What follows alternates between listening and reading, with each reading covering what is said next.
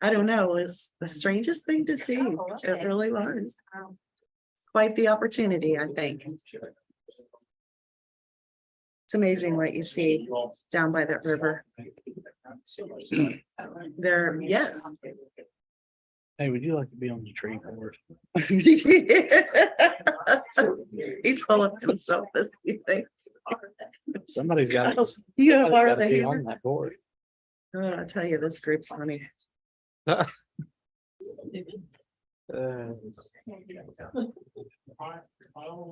I need to get Steve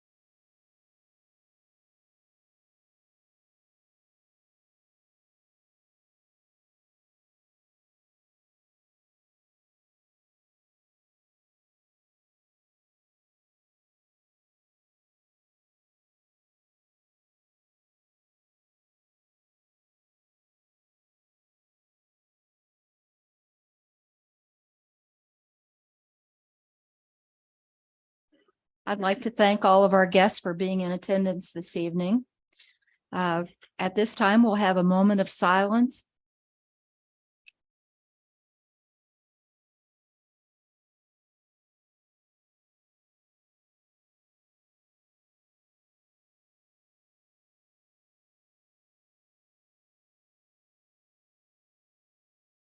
And if you'd stand, we'll recite the Pledge of Allegiance.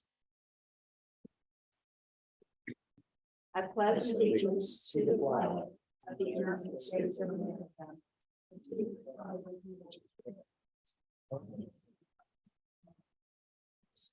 for liberty and justice for all. Thank you.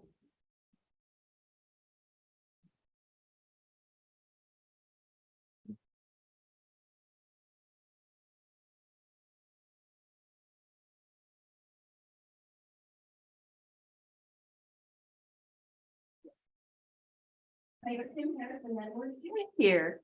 Councilwoman Sherry Rogers here. Councilman Stephen White here. Councilwoman Debbie Gump. Councilman Herb Curtis. Here. City Manager Nate Stansberry. Present. City Attorney Brian Bailey. Here. Finance Manager Joe Solsberg. Here. Chief Mike Posey. Here. Chief Jimmy Suttle. Here. Building Code Zoning Enforcement Officer Marty Lewis. Here. Street Commissioner Mike Starrett. Here. Sanitary Director Dee Evans. Here. Okay, and now if Barbara McVaney would come forward, I believe Nate has a presentation for her. Here,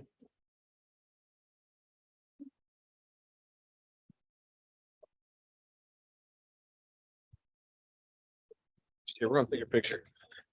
I'll just say for those who are present, this past year, the city of Weston and a couple of years, the last 2 or 3 years, we've worked with the Mountaineer Military Museum to do what's the title of the project we call it? Hometown Heroes banners. And in that partnership, we've worked with the city street department to hang banners on the poles that you see around town. And the military museum has solicited folks to get their family members and loved ones up on the poles. And so with that, this year we decided to take some of those street department efforts and with the funds that people paid to renew their banner to make that a fundraiser for the military museum. And so this year it's my pleasure to, once we took out the expenses of any brackets and stuff like that, replace some banners to present Barbara with a check for $3,700 for the Mountaineer Military Museum. And we hope that you continue to grace our streets and be open for the public and bring notoriety to Weston for all your work here. We thank you, right? Thank you. Yeah, it was a great project. Thanks for everything that you did. Now, it wasn't for this lady flying into the presidents, it wouldn't happen. This lady who did all the paperwork and took all the money for me, because like, I don't know how to spend it. I don't know how to. I don't know how to collect it. Nate taught me well. Yes, Mr. Nate and Mr. Ray for being on the committee and helping me and sort through stuff, and Mr. Mike and his crew. Bless your heart.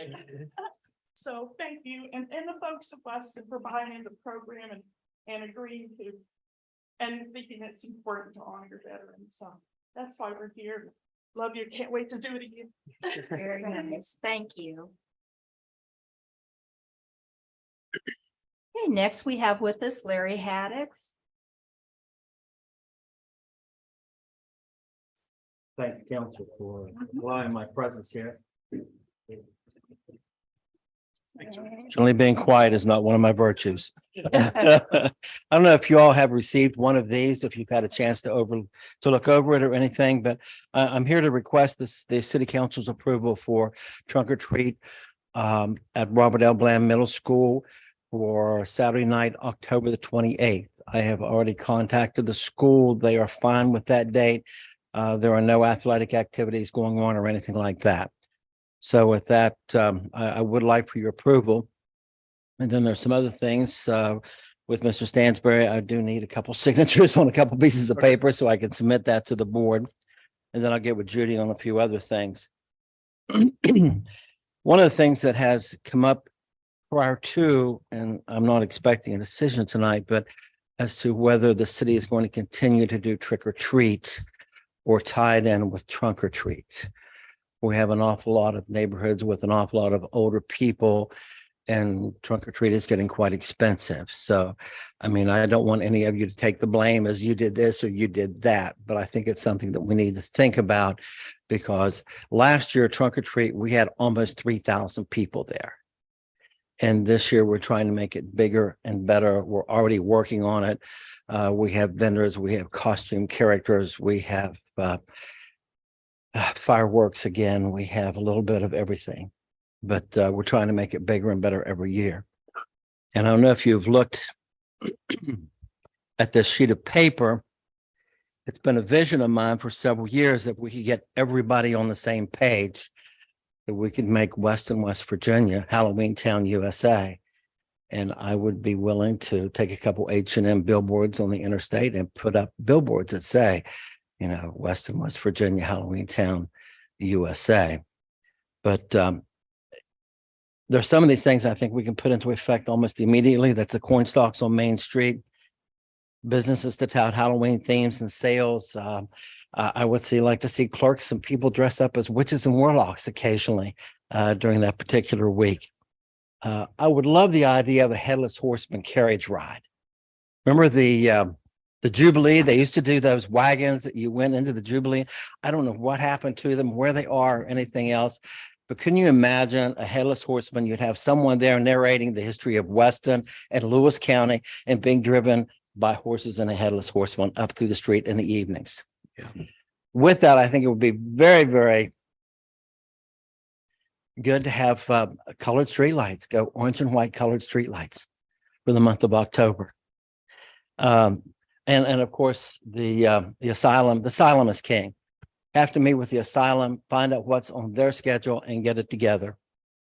I do believe that Lambert's could have a scary show and a dinner, a whodunit at Stonewall Resort, a haunted corn maze at the Lewis County Park, and outdoor theaters and things of that nature.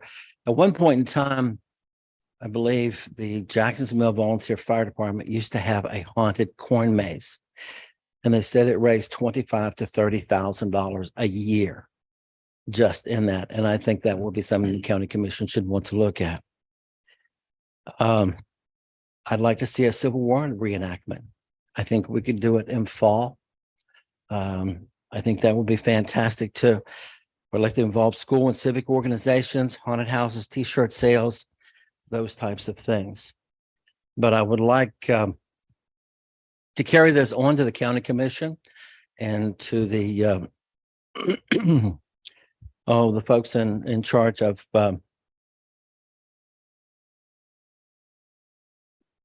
bringing in tourists and that type of thing. I think it could be really, really good for the city of Weston. Now, it was during the last meeting that I asked if we could do this, and everybody may think you can put this together quickly, but you cannot put this together quickly. Again, we start with trunk or treat in June, trying to get everything together.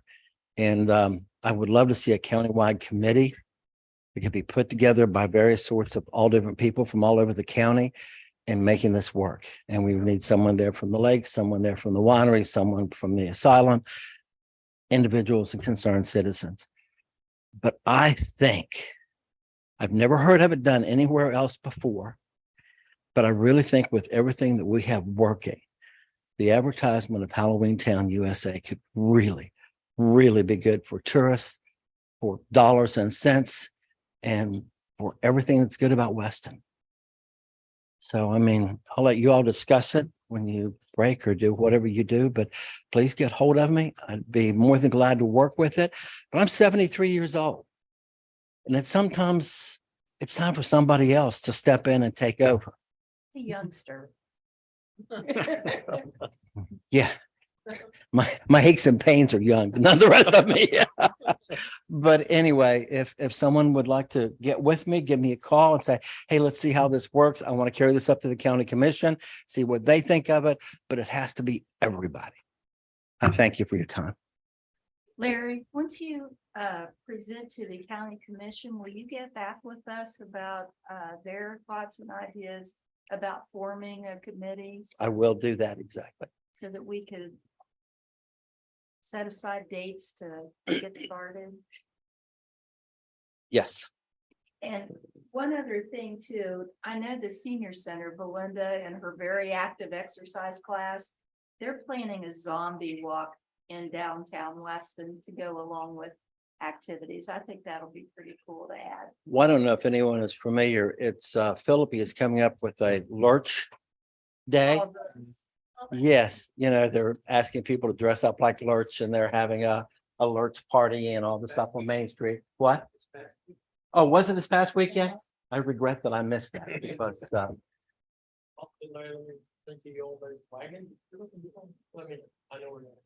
all right, Mike, I appreciate it. I think that's a great idea, though. A headless horseman. It will cost a little bit for a costume but I'm sure Weston has storytellers Oh, yeah. that could be, that could be arranged and we start and just go through the streets and everything of Weston. Exciting to think about. Thank Yeah. you. Mayor, before we move on, it might be worth mentioning that Hearst Mania is happening September 23rd. And I think that could be your unofficial kickoff. Halloween, we're gonna have, I think, tons of people in Weston. If last year was any indication, they're trying to be even bigger and better this year. So that's something to keep in mind too, Larry, as you're skating. If the county commission will go along with this, I'll get with you all and then some of the people we need to sit down with first are those at the asylum, those at the lake, Lambert's, the mill, just the whole county. Sounds great. You'll find most of those folks at the CBD. Yes, and I talked with them last year about this. And I'm not knowing exactly what happened, but I think they took it to the commission and it got shut down. They love the idea. You want on that commission agenda, like the next one, August 22nd. You have to check your schedule. I will not be here that week. Oh, yes. How about I give you a call? That would be fine. Thank you.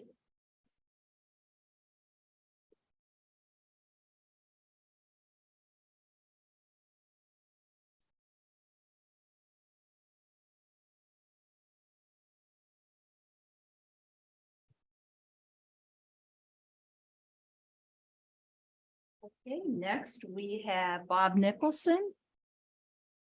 Good to see you, Bob. Well, I'm glad to be here, to be honest with you.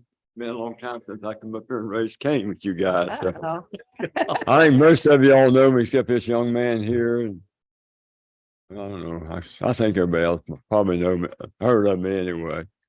I don't have too many complaints. I just half a dozen or so. I'm gonna start down here since Mike's grinning. I'm gonna ask him what's he done about the stop sign down there beside the river on Center Street where I'm not supposed to park on the right-hand side of the road. And it's been signed, been there. I've been here for 20-some years and no one parked there for much of the time. But last year or so, they started parking there. But when you get down the road and there's big cars on both sides of the roads, it's hard for a person to get a car through there. But if we had a fire truck or an ambulance go down through there, but they shouldn't be parking there. And I still, like I told Mike, I'm not blaming, I'm not picking on you, Mike. But Mike or the town council or whoever it takes to be should enforce no parking on that side of the road on Center Street down there. As soon as you cross the bridge to the next stop, fourth stop sign, that little short street there where the girls got the Oh, down on the festival. other end. Yeah. On the right-hand side, there's no parking because the big sign been there, like I said, it's been there forever. And they didn't park there forever neither until just the last year or two. Okay. So I think it'd be just a little job for some of them to do. Then I'm going to come up the street to my buddy Mike. Mike just loves me dearly. I know you do, brother. But anyway, he's going to be cutting some weeds on Willow Street Park and spraying them with Dawn and vinegar so he can kill that stuff. Because if it takes over, if it keeps going, it's going to be on this side of the creek, and we're going to have a pasture of weeds that we can't control. And I'd like to see that get done. And then I'm going to come up the street to Nate. I asked him about a basketball goal, first of the year. There's still no goal down on Willow Street for any of the young kids to go play ball or nothing like that. If you put a goal up, then you're going to have to put two poles and a piece of cable to keep people off the blacktop. Because they use it for parking lot now, which is really great parking lot for people that too lazy to walk very far. But like I say, I just, and I live in that neighborhood. That's the reason why I'm raising hell about it. And I like for the kids to have some place to play and something that they can do. And a basketball going to cost me $200 or $300, and Mike can install it in about 30 minutes because he's got some pros down there.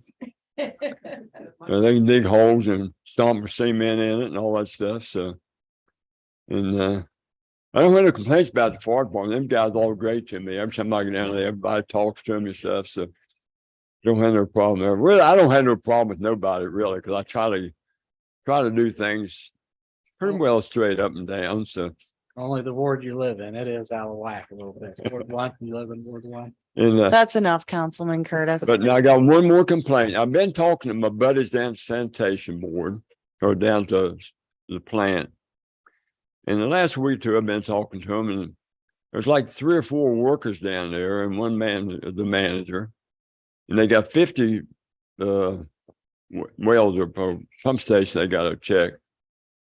And when I was on sanitation board, we had 9 people working there, and we're short of people then. Now they got 1 man plus 3 or 4 workers. One's a full-time electrician, so that gets you back to either 2 or 3 workers to do the work of 10 or 12 people. And really mandatory, you should have 2 people every time they punch one of them pump stations. Because if those fumes come out and knock you out and you fall in that thing there yourself, you're going to be up in the sky floating around somewhere.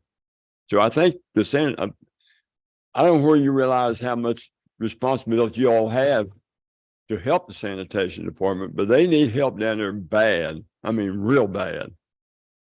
But the guys don't, even when they're sick, I've talked to them, and they come to work even sick and they get paid overtime for it, but that don't cover up not feeling good. And if you're hurt and you can't work, but they can't miss work because they're just too much for them to do. If they get too far behind, what would happen when you walk in one morning, no commodes in town will work? What's going to happen? We're all going to stink. And it's going to be bad. And then it'll be all over the whole state that this poor little town in Weston stinks. And it's all Nate's fault because he won't give them no money to hire people down there to work. But just a few little things like that I'm feeling better now. I finally got over my heart attack. So, of course, I may have another when I start raising hell, but who knows? Well, it's But, good to see you out and about. Well, thank you, Kim, and I appreciate it. And I'm gonna try to chase all of you down and I'm talking. I got to meet this young man because he looked like he might listen to me. The rest of you say Bob's full of air, but he might believe some of the stuff I tell him. And if you don't believe me, son, just ask her over on there. Or just sidekick right here, Sheriff. She'll tell you.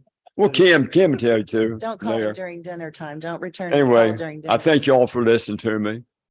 And I hope you heard a little bit of what I said, and some of you take it to heart. And it's not helping me because I don't need no help. I'm too old. I can't ride swings and I can't push go-karts and stuff like that. But I do like to see our kids have the benefit of having stuff that other kids have and have stuff in our territory that it's what it's there for them to use.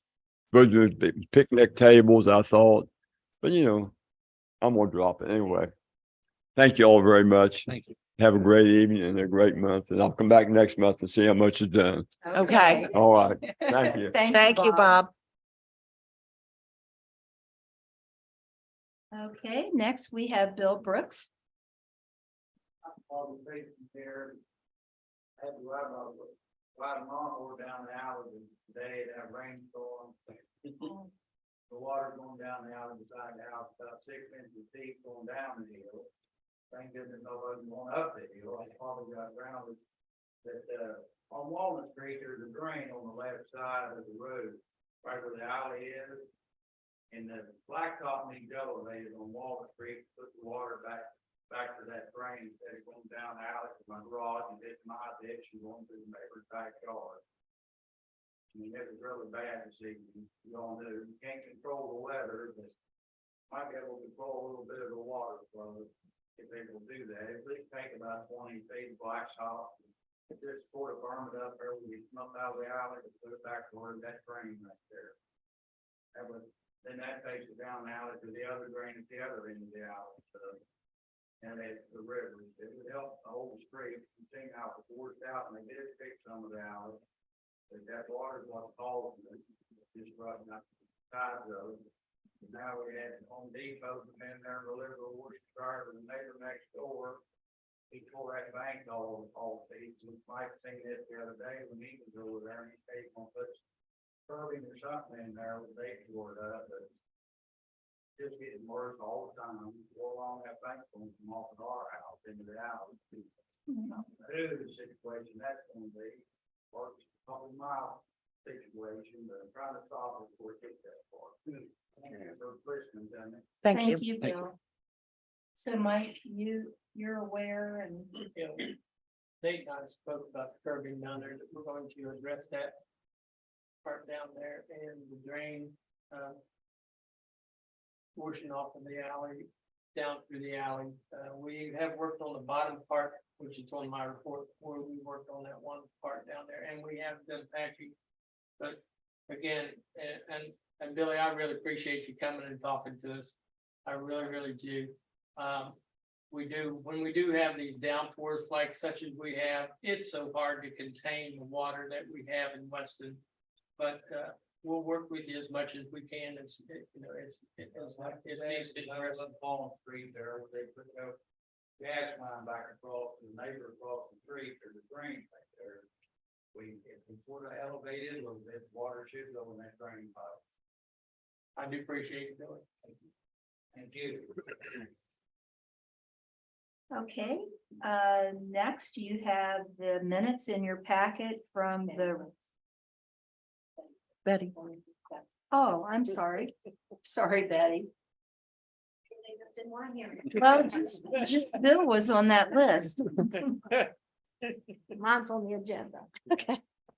All right. All right. I have been calling in, I know quite a bit over the last 4 or 5 months. I've come in 3 times and filed complaints. We have a little bit of issue with the 2-hour parking. Up there at my office, I know that they've taken care of it this week because the truck hasn't been there. But there's a red truck that belongs to one of the people that own the apartments there, and they keep it full of garbage. And my desk is right there at that window, and this is what I have to smell. And there's no place. They always pull up to the door where the steps and stuff's at. So if we have people coming in out our door, I mean, they have to go around sometimes because the vendors are out, you know, it's way past where the parking lines are at. The other thing is, I know I've talked to somebody, but, and this is the truth, and I'll swear to it, there has been times it's been there 24/7. The sticker is dead. It's September of 2022. I've taken pictures and sent in. And if that'd be my car, I'd have had it hauled off. I know that. But I don't understand, when the parking meters were removed, they said that they would have people up there checking 2-hour parking. And there was a lot of people from this courthouse parking free every day, except Saturdays and Sundays. You have a parking lot across the river, and that is free parking for people, okay? But this hinders the courthouse with people paying taxes. It hinders the post office. It hinders our office. It hinders the church. I mean, it hinders quite a bit. I'm the only one that seems to be complaining because people contact me. I'm not a council person or anything, but I have a voice, so I guess that's why they tell me. So I don't know who, was it you, Nate, or Marty? Somebody took care of the problem with the red truck. Because it's not Police, right? there now. Yeah. Okay. And anyway, so I thank you for that. But we still have other issues, you know, with it. But you wouldn't want to sit there and smell garbage and debris that come out of those apartments either all day, especially in the 90-degree weather. But anyway, and then the other thing is about the cemeteries. Our taxes keep growing and going up, but our property value is going down. We have, some of the people are here tonight. Some of them didn't come. I guess the storm scared them off, but there are several people in our area that are concerned about their property. Hellville is a small community anyway, and some of the grass is really difficult up there. Not in just the cemetery, but other places. But anyway, we've been told 4 different things. And I want to know tonight so we can all be on the same page. They said that the people were fired and they're going to get another group come out to mow. I've been told that it was going to be taken care of last week by a member of 4 people. And then we've been told that that they were going to come down and mow. So it's been like 2 weeks or 3 weeks, but the cemetery has only been mowed once complete. And that is the truth. We all can vouch for that. Either the front or the back or something's always left, and it's never weed eated. And some of the older people that have relatives buried there, it's hard for them to get in there and decorate. And we mow our mom and dads. My mom and dads and my sisters and all of them are buried down there, and someday I'll be there. And I'm sure when I'm gone, there won't be anybody here to speak for them. But anyway, living in that neighborhood, it's sad to have to go by and see the grass. Today it was what, 17 inches? There is a code that belongs to the city for perpetual care. There's a code that states 6 inches. Okay. And it's not getting done. And I want to know by somebody where these people can hear that, when is it going to be done and what are you doing about it? We've struggled to have regular contractor service with the cemetery. When we first bid this out this spring, we had one bid underneath $1,000 per mowing, and all the rest were over $1,000 per mowing. We went with that contractor who was very Is that inexperienced. for 2 weeks That was what, now that's the price per mowing, per mowing? right? Okay.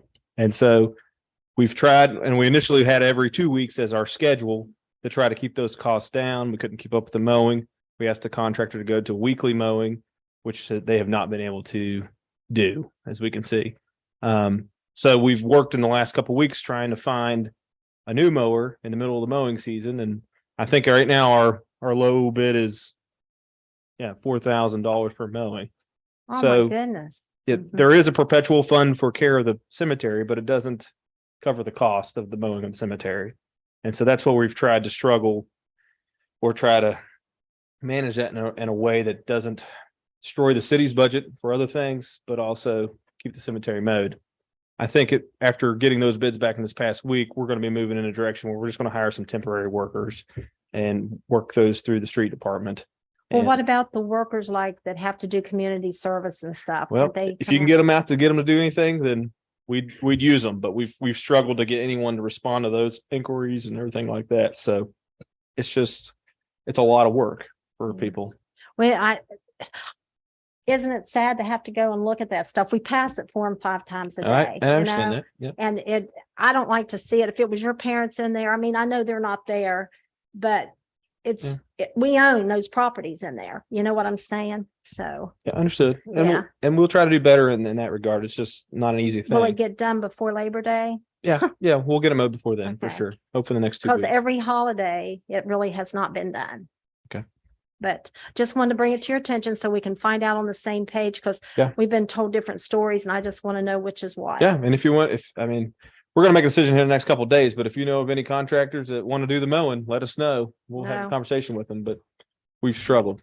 I wouldn't recommend anybody, I mean, for nothing. Yep. But anyway, thank you for taking care of those situations. Yep. But I have a question to you all. I know they haven't met with the cemetery board, but how at the bottom, you're approving 2 people if they haven't had a meeting? We had a unofficial meeting last month. We were supposed to have a meeting, and we had the mayor there, Sharon and myself. That was discussion about who we wanted to appoint at that point, and that's where we. Okay, Added. so that one person there, the third down. Mhm. Was that a new person they appointed? She's getting approved tonight. Teresa Henthorn, is that who you're referring Yes. to? Yeah, she put an application in as well. And so Okay. she's been volunteering up at Arnold Cemetery.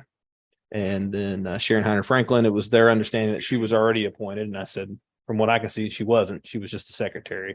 And so I think the discussion was, Mayor, correct me if I'm wrong, Okay. that Sharon because should be on the board. I had put my application in several months ago. Yep. And every time I call in, they say, well, there's nothing been approved yet because they haven't had a meeting. So Right. tonight I see where there's 2 being approved. Sure. And I wondered why I was discriminated against. I don't think you were discriminated against. I think your application was given to those members that were present, and that was the It's because I recommendation. come and complain about the cemetery. Yeah. I'm not getting into that with you, honestly. Okay, well, I'm just curious about it because nobody was on that to be approved until I came out with those pictures. Not, that was not part of the decision making. Okay, Absolutely not. Wasn't brought up, Penny. but All right. Thank you. thank you.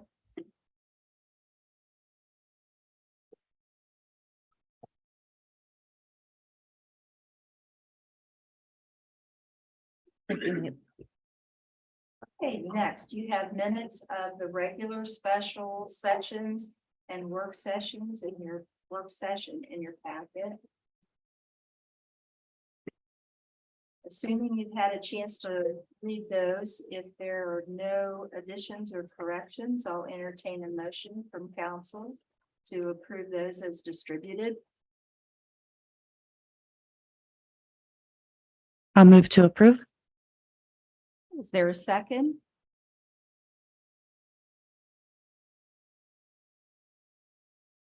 I'll second.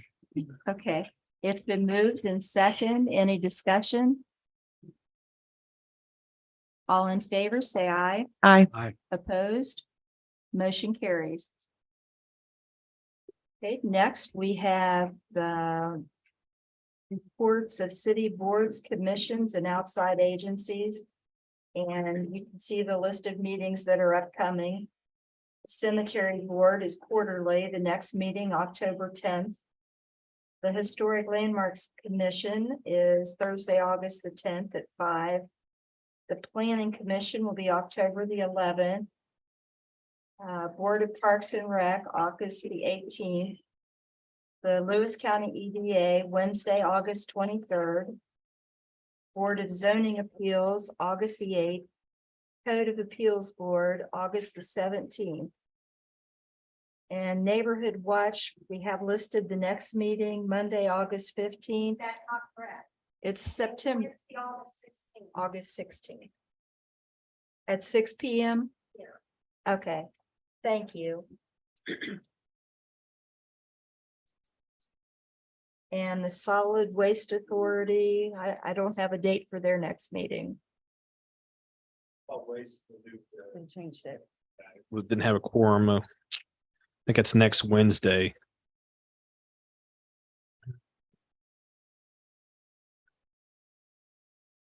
What is that? The 16th. And that's going to be at Jane Lou at 6 o'clock at the ball field. Okay. And we have one available position plus an alternate on the Board of Zoning Appeals.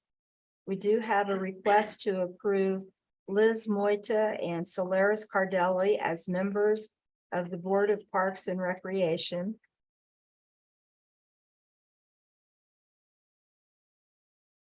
Any discussion about the applications? We tried to have a parks meeting to discuss them and we couldn't get anyone to show up. So at this point, I think my recommendation is they be on the board. They both have attended numerous events throughout the summer at the summer concert series, and we're very instrumental in the Carp Festival, doing bigger and better things this year. So I think I won't say we owe it to them, but they'll be a great asset to the board to be a part of those processes. I'll move to approve. Both applications. Both applications, yes. I wasn't sure if my microphone was on. Okay, is there a second to approve Liz and Solaris? I'll second. Okay, it's been moved in second. Any discussion? All in favor, say aye. Aye. Opposed? Motion carries. And next we have a request for approval of Teresa Henthorn and Sharon Heiner Franklin as members of the cemetery board. And as Nate mentioned, Sharon Franklin is the board's secretary.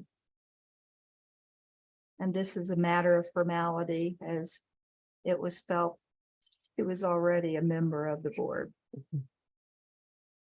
Will we need a new secretary or? No, Okay. she can serve in that capacity. I'll move to approve both applications. Hey, is there a second? I'll second. It's been moved and second to approve the applications of Teresa Henthorn and Sharon Heiner Franklin as members of cemetery board. All in favor, say aye. Aye. Opposed? Motion carries. Next, we have the sanitary board report.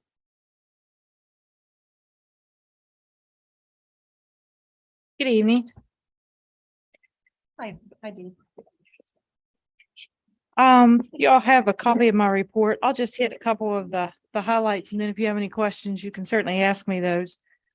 Just for a matter of knowledge, the phase 2 project, sludge removal project, has been approved again by the full council, the IJDC full council.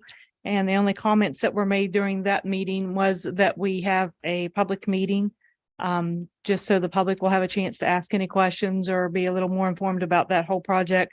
And that we have our complete financial audits for 2021 and 22 finished by the end of this year, 2023. And I don't think there'll be a problem with either one of those things, getting both of those done before the end of the year. As far as the plant goes and the collection system, those items are listed in your report as to what the guys have been up to there. One of the main things that we've been working on is getting Station 7 upgraded, and most of that, I think we're about 95% finished with that. Everything is working good. We should be able to have the pump company come and get their bypass pump and get that off the side of the road and out of the way and off the expense. So that has been quite the expense.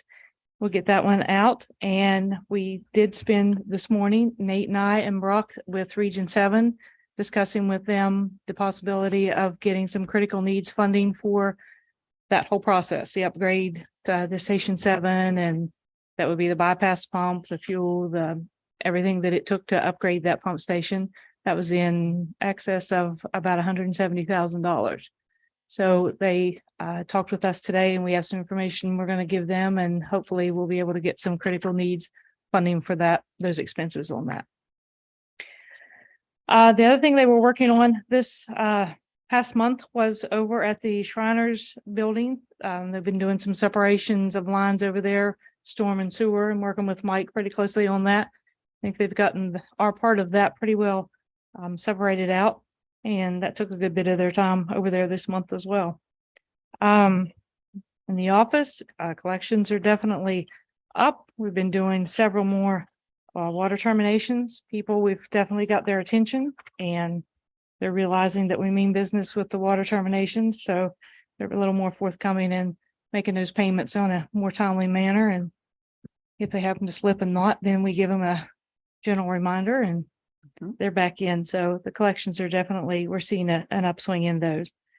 Nate and I also met with and Brock did with the accountant this past month to discuss with Zach the rates and the fact that we'll have to do an increase in those rates as we talked to you guys before with the project, and the fact that there's also going to have to be even more of a rate increase with just the general budget and the proposed budget within the next year, and talk to him about those items. And he's going to work with us and put together those items that we know are going to be definitely raising. As far as the pumps go, those pumps have been a huge expense. The lines have been a huge expense.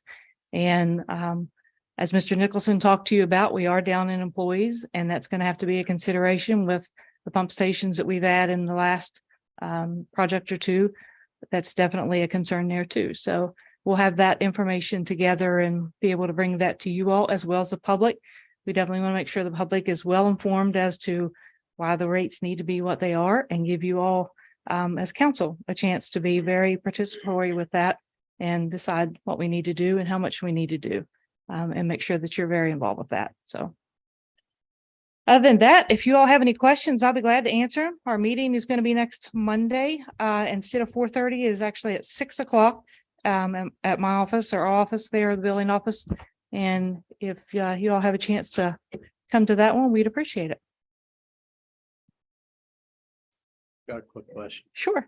As far as the debt owed for each individual customer, what is the amount that's owed before we shut them off? It's actually not an amount as much as just the time frame. If they're behind 60 days, then it's shut off. Do we have very many that's over the 60 days? Mhm. So we probably need to restructure or come up with a plan to get those shut off. We can, if the Public Service Commission allows us, once you're behind a month, they can be shut off. Mhm. We have targeted those that are 60 days or more. But we're backing that down now to where, now that we've caught up several of those that were over and above that 60 days, Mhm. we're coming back down to the 30 days and above. Because we've talked about expanding with the sanitation services and all, so I think we probably need to regroup and have a good structure as far as debt collection in place. To collect a lot of this debt if we're going to move forward and expand throughout the county, so. That normally, let me just say pre-COVID, it was done if you were 30 days or more, you were shut off. Yeah. And then once COVID hit, things got a little more lax and we're just getting back to that pre-COVID days where if you're more than 30 days, then you're shut off. Sure. And I know there's different circumstances and people that struggle, and not picking on any individual, Sure. But it's just part of business. It is, and there are 4 different agencies that we can give them names and numbers to right here in town Mhm. that will help. There should be no reason whatsoever why they can't get help to pay. Thank you. Uh-huh. Thank you, Dave. Okay, next finance report.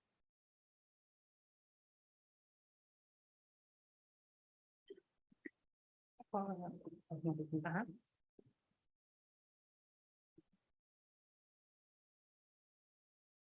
All right, July report is in you have a second sort of packet that's a finance packet. And just, I want to start at the report that says profit and loss July 2023 at the top. Just a few highlights from this report. One, July is always a really good month for revenue for the city. It's the start of a new fiscal quarter, which means we have B&O coming in, and then it's municipal fee month. So that's always good. You see with municipal fees, we've collected 136,000. That is just short of our halfway point from what we expect to collect in the year. So in the year, we expect to collect around 280. For context, that puts us a little bit behind where we historically would be in July. So normally in July, we've collected about 150 to 160. And so we're usually past that halfway point by the end of the month. Right now, we are just short of that halfway point by the end of the month. And then, of course, at the end of the report, you see that we've seen a net income in July, and that's usually what we'll see is in the summer, we'll be doing pretty good, and it'll get a little harder as the year goes on. Vacant structure fund, I have no request for transfer for you this month because there were no vacant structures fees paid this past month, but a recent round of invoices just went out. So I think that we're going to see some more of those paid in the next month. Stormwater, if you recall the context with the stormwater fund, we spend out of the general fund to take care of stormwater needs throughout the course of the year. And then usually once a year in the new fiscal year, we go back and we request reimbursement for the prior year expenditures. This past year, we did do a mid-year request. We were doing a lot more work than usual on the streets. And so that meant we were doing a lot more work than usual on the stormwater drains. And so we had to do a mid-year request to get that budget inflated a little bit. So in your finance packet, you have a report that looks like this. It's horizontal. And if you flip to that second page, you'll see that our total stormwater expenditures last year were $55,953.92. We have already transferred for reimbursement $36,041.74. And so the request that I have for you today is to approve a transfer from the stormwater fund to the general fund for the remaining $19,912.18 to cover the last of last year's stormwater expenses. Has Dee also reviewed that list since she is part of stormwater? To be fair to Dee, I gave it to her about 30 minutes ago. Okay. Time's up, Dee. I did glance at it while I'm studying for the meeting started. Pardon? I did glance at it before the meeting started after he gave it to me and it really looked fine to me. Okay. Yeah. Most of it we talk about before it's been anyway, so. Okay, I'll entertain a motion to reimburse the stormwater or to reimburse the city of Weston from stormwater funds in the amount of $19,912.18. I'll move to approve the transfer. Is there a second? My second. Okay, it's been moved and second. Any discussion? We'll have voting by roll call. Councilwoman Sherry Rogers, Yes. Councilman Stephen White, Yes. Councilman Herb Curtis. Yes. Yeah, motion carries. Thank you. Thank you. There's a portion later in the agenda to talk about last year's year-end expenses, but were there any questions about the finance report for the month of July? I have one. Okay. The vacant structure fees. Mhm. Did you say there was none paid? for the There- month? There was no revenue brought in last month for that. So we sent out more invoices and stuff, but Mhm. yeah, there wasn't one that was paid, They're which is why charged we don't have a quarterly. transfer. Their quarterly charge. Okay. Yeah. I was skipping. I was going to ask how do we catch up from that? So, Yeah, no, it's they're quarterly and normally we have been seeing people pay them almost every month because they Mhm. normally don't pay them the month they get it. They pay them when they get to it. And I think since I've been looking at it, I think this is only the second month that it just happened to be that no one's paid that month. And it's to increase this year. Correct? Would those Yeah, have been now you're getting into Marty's territory. Well, it depends on, it depends on where they're at in their cycle. Right. Some, we may have had a building that was occupied for a long time, but just now becomes vacant and qualified. Sure. So they're gonna start off on their first year, first quarter. Right. Where somebody else might be there into their second. Excuse me, Some staggered on. that's what I meant, but the folks that have been on there for the second year, Yeah, that those fees will there's increase. an increase for the first 4 years. Mhm. Thank you, Marty.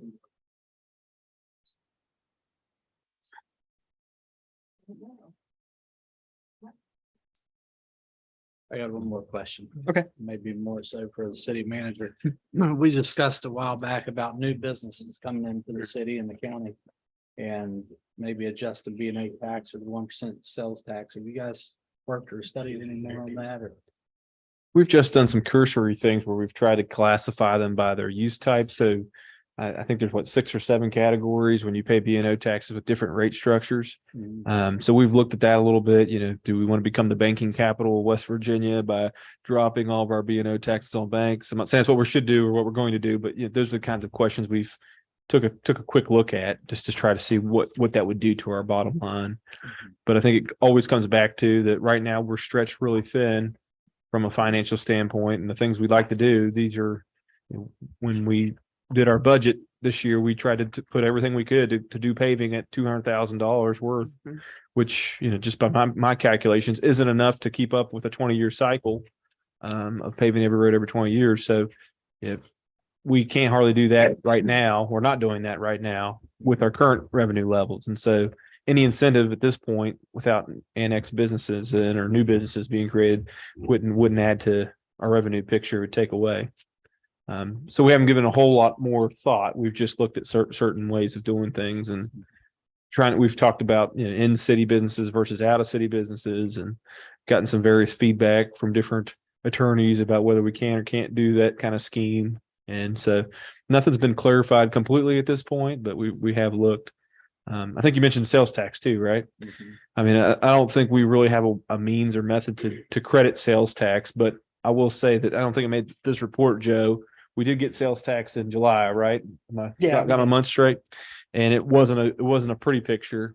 It was $120,000 is what we brought in sales tax, which normally this quarter has always been our historically lowest quarter, but this is the lowest it's ever been since I've been here, or since I think we've enacted the sales tax. So we may see that rebound. I mean, traditionally it's rebounded about as much as it's been low from the average. It's rebounded in the second quarter, but the future is yet to be determined on that realm. So something to keep in mind as well, because that's a hefty portion of our budget is sales tax revenue. I think once we come up with a new game plan, we may be stretched a little. But sometimes you are for growth, so. Yeah, I don't necessarily have a problem with that. I think it's something we need to strategically look at, because you don't get to pick winners and losers. You can pick categories, right? And so retail encompasses a lot of different things. So you're sitting there saying, well, I think clothing should get charged more than candy stores, and I'm just being facetious, but you don't get to pick those kinds of things in the B&O tax scheme. There's some very general categories that we have the ability to adjust, and that covers everyone. Do you remember off the top of your head what retail was? I know we looked at that. I think it was like a solid third of our B&O taxes were retail. Yeah. And I think, doesn't that include fast food restaurants and restaurants in general? Aren't they in retail? Yeah. No. So that's kind of thing, if you wanted to make it more palpable for restaurants, you really can't do that with our current B&O rates. Kind of all or nothing. Yeah, I think retail and banking are too big. Yeah, big categories. Yeah. Anything else? Thank you, Joe. Thank you. Okay, next, street department report. Okay, the reports in the packet there that you all have, I would just like to go down through and mention a couple things. We had 3 employees that worked for the 4th of July on the festival. And those guys put in 11 hours that day. And another thing about almost at the end of that first page here, we've got some of the guys that's helping us fabricate some grading and stuff to try to keep costs down from having to buy a lot of this grading that we have to use for the drain inlets.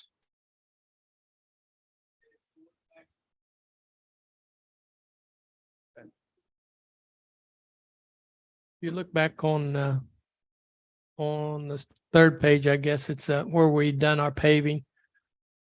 We have completed the ones that's in yellow, which would be South River and Carl Street, Jonathan Street, Spring Street, and Monroe.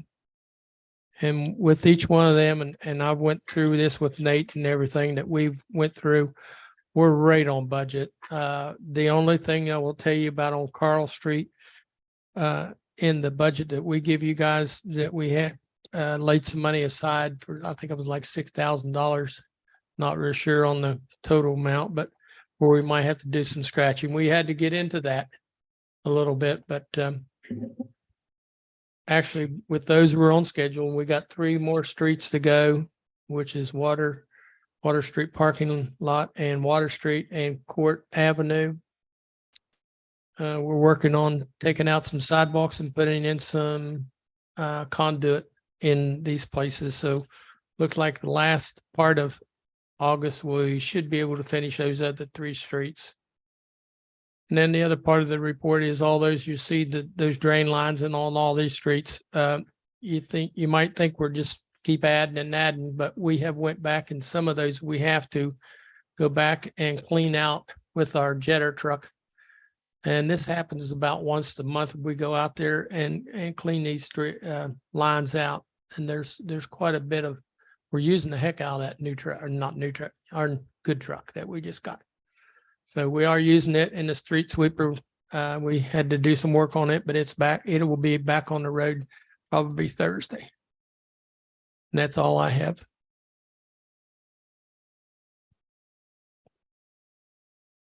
The flowers look nice downtown. I appreciate you guys. Yeah, I think we got them ones coming back to life. Yeah, again. I appreciate you.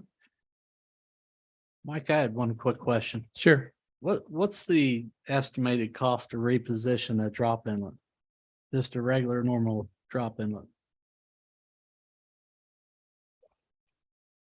Are you just wanting materials or are you just wanting with like all the You know, just man the hours? pavement and- Yeah, I don't know that for sure, but I can tell you that if we get a grate and we get a housing that holds the grate in is right around $350. okay. I will tell you that. And Yeah. of course, and you know, you've got your man hours and there's other things that we have to do. We got to make our own basins because our drain lines here are not, they're not at the right height where they need to be. And we can go out and get precast. Nate and I've discussed that, but it just doesn't work out buying a precast where by the time we go get a precast and then the hole's not where it needs to be, it's better off if we just pour our own stuff. Okay. That's what we've been doing. Yeah. Depends on how deep it is, right? How much work you got. It just depends on how bad it is and what your earth is around it and everything like that, what you come up with. 'Cause I it know seems to that- be one of our biggest issues as far as infrastructure and getting rid of the water. If we're gonna be continuing with blacktopping, which we've discussed in the past, that a lot of these streets that's where our issues are at, is the draining. Well, I I think was the just street curious of sweeper, that. the street sweeper helps too with some of these storm drains and drainage. I mean, getting all this, 10, 15, 20 years of dirt and soot and Yeah, grime off of the streets. That has to be helping. right. Yeah. Thank you. Mhm.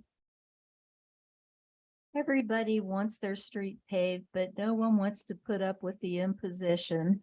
And I'm sure that you've heard a lot of people and had them out there complaining or being frustrated. But thank you all for your patience and working and getting that done. And I also wanted to thank you for your thoughtfulness, the client on Spring Street. You're very It welcome. was critical care and you made sure that we were able to get a worker into that person's home. Right. And I like, again, like I say, we're paving these streets and stuff, and I thank you guys that do have the money to do it. And mostly, I will say with our citizens that they're allowing us to take this money that they help us with and pave these streets. It's just, I think it's going to be even safer for us and easier for us to maintain streets this winter. And it won't take near as much as the salt and stuff that we have. Hopefully. Yeah. Thank you all. Thank you. Okay, next police department report. Good grief. The only thing I have other than the report itself is, recently obtained a new employee, so. As soon as we can get him outfitted as quick as I can, maybe some of these issues that can be addressed that are falling through the cracks. Won't be a lone ranger on day shift. We have a scanner in our office and I don't think, unless you have a scanner, I don't think anybody understands the amount of work and calls that you and the fire department address on a daily basis.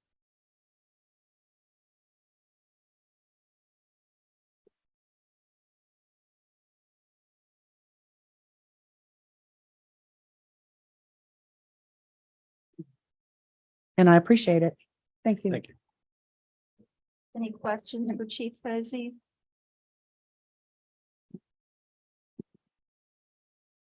Thank you. Next fire department report.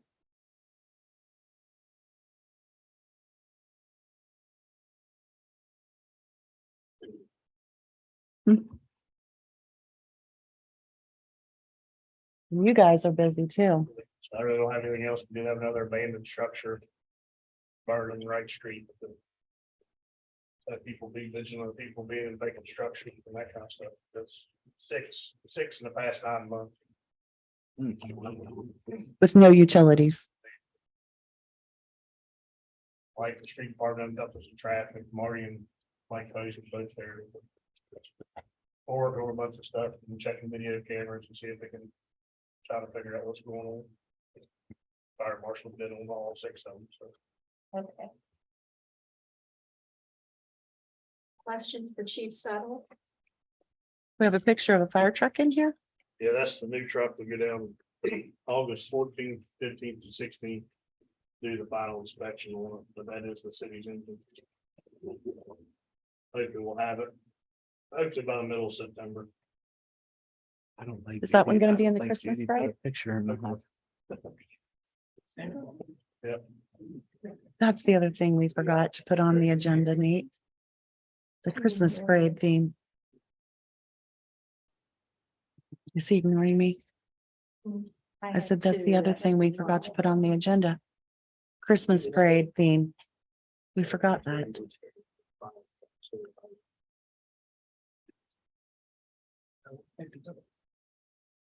What?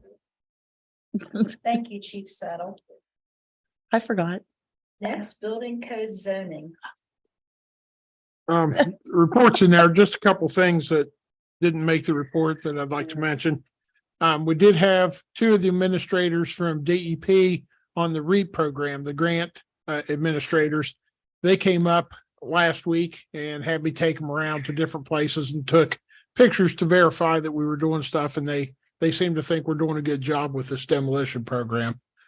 And well, they said that that they would have figured larger cities like Charleston and Huntington would have had it down pat, since they have dedicated people when we're all sharing the load here. And they said us and Salem and Hinton seem to have the program down better than anybody. So that was nice. And of course, we're going to be invited to apply again this coming round of it again. So they were happy with that. And then on, I think the 18th, was it, Joe? We received our first reimbursement. We got 53,000 and something back. And I put in for another almost 34,000 a couple days ago. So that'll be around $87,000 we'll have in reimbursements here, which could go right back into more demolitions. So we're seeming to getting a really good bang for our buck in this program. We're getting more structures than we thought we would at first. Good. Thank you, Marty. Thank you. Next, city attorney's report. I think earlier we had mentioned there was a BZA meeting on August 8th. That may just still be a meeting. I don't know if they're actually going to meet or not, but I think there's the rules are the BZA, I guess they can meet and just talk about whatever they want to, but when somebody makes an appeal to the BZA, there's certain procedures that have to occur. And I think there's an actual meeting for an actual appeal on August the 22nd, I believe. I think that's going to be the date. And just a quick overview of the law. As far as BZA go, you can't just say, okay, we'll have a meeting on Thursday and we'll post the agenda on Monday and give you the 3 days. You have to, according to our zoning code, you have to, number one, put a 15-day notice in the paper before you have the meeting. So if you want to have the meeting on, and I'm making dates up, if you want to have it on August 15th, it needs to be in the paper late July to give you 2 weeks of review, or 2 weeks of notice, if you will. And so that's the stuff we're learning is you just can't pop up and have a BZA meeting 3 days after somebody wants one. Not a meeting, an appeal. So I think August 22nd is going to be an actual hearing of an appeal for a variance type issue in downtown. What time? Good question. I don't know. Probably, I don't even know, Marty. What time was it? 6 o'clock?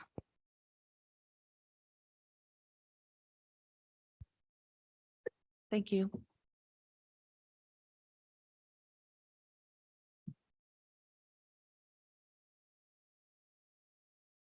I do want to say I think we're doing all right getting back in the swing of things with code, with the codification process. Maybe we can do one Monday. There's a sanitary board meeting at what time? Was it D 6? if y'all want to fire one up at 4:30 or so on Monday, we can. If not, it's no big deal. But we can pick another day if necessary. I can't do Monday. You can't do Monday. Micah's birthday's Monday, Okay.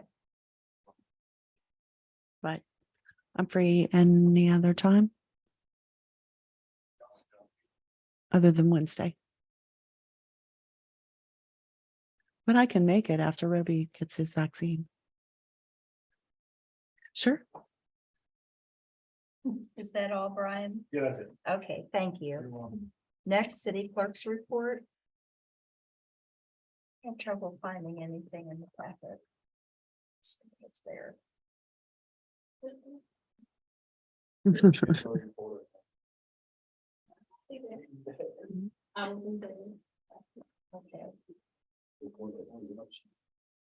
Oh, you've got a question? Oh, no. I was doing my nail.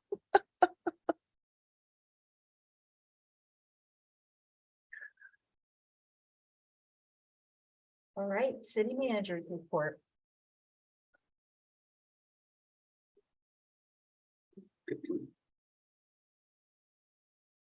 I'll just first of all start out with the basketball hoop, and I think go back to a little bit to the cemetery stuff. Those boards are created to manage those assets, and so I think in the past I've oftentimes interjected myself into those situations, and I'm trying to extract myself. I don't mind going to the meeting and participating and things of that nature and trying to carry those things out, but as far as the basketball hoop and making long-term changes to any kind of parks or the parking lot or anything of that nature, I think that those are decisions that are best made by those boards that are responsible for those assets. And so we haven't had a parks meeting all summer because we haven't been able to get a quorum together. And that's why we had 2 members appointed tonight, was to try to solve that issue. So hopefully when it comes to basketball hoop, it's a minor detail, but that's something that I've held on to allow the parks board to make those decisions. I think that's the rightful thing to do.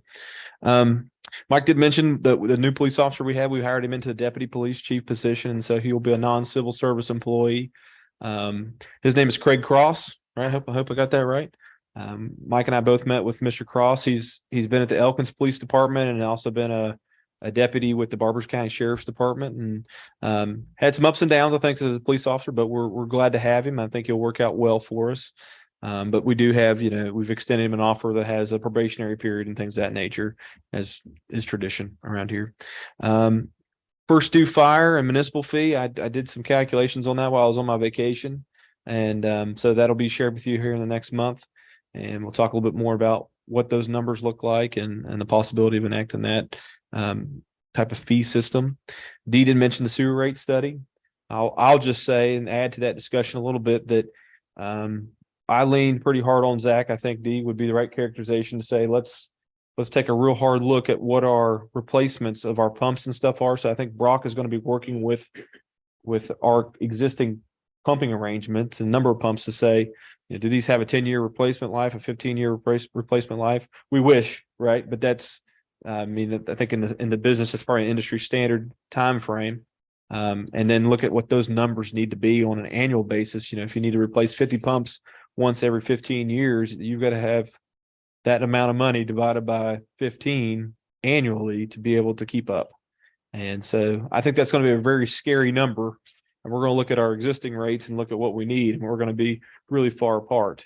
But that's the kind of stuff analysis that we need to be providing you all, so you understand when you're asking for a rate increase, we're probably not going to get it all, and we're probably not going to get everything we need. But there's some real pressures there from an operational standpoint to be able to fund your operation. And that's what we're trying to figure out and have a little bit more scientific method to. Okay.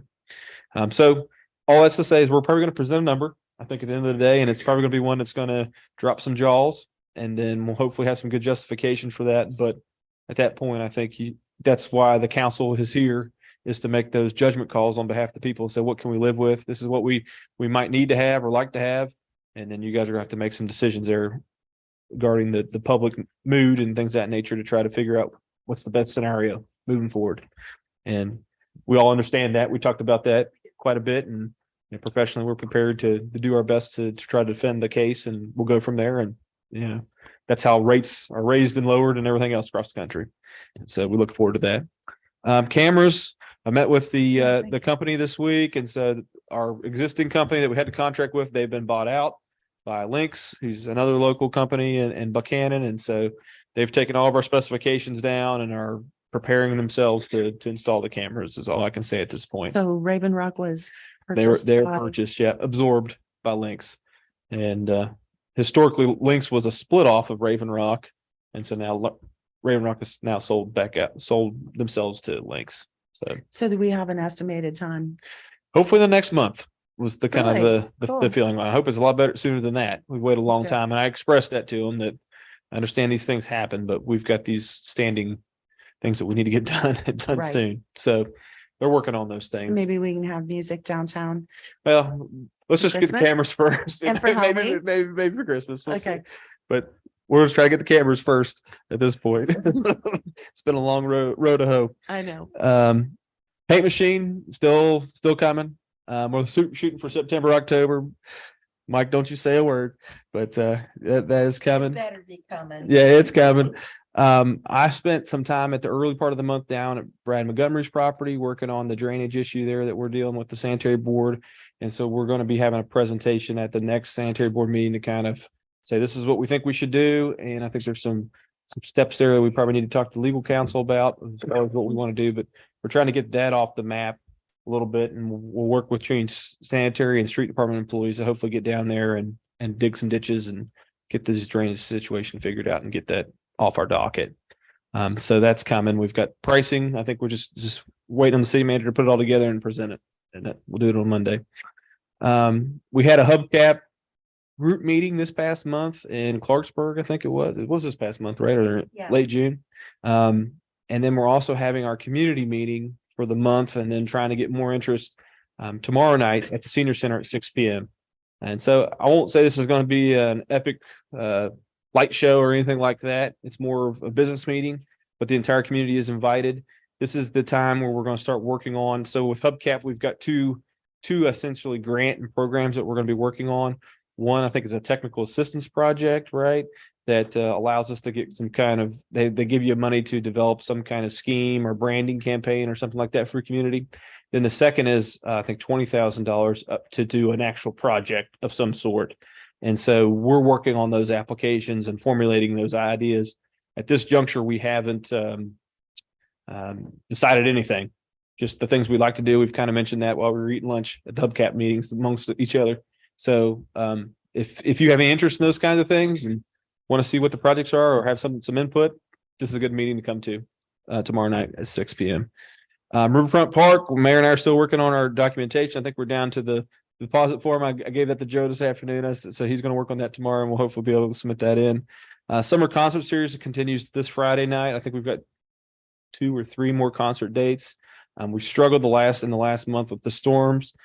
So Eric Spellsberg came and said, hey, let's move it to West Hall. And we've got agreement from West Hall to come in and use the facility. So we're going to be there on Friday night with the minor swing.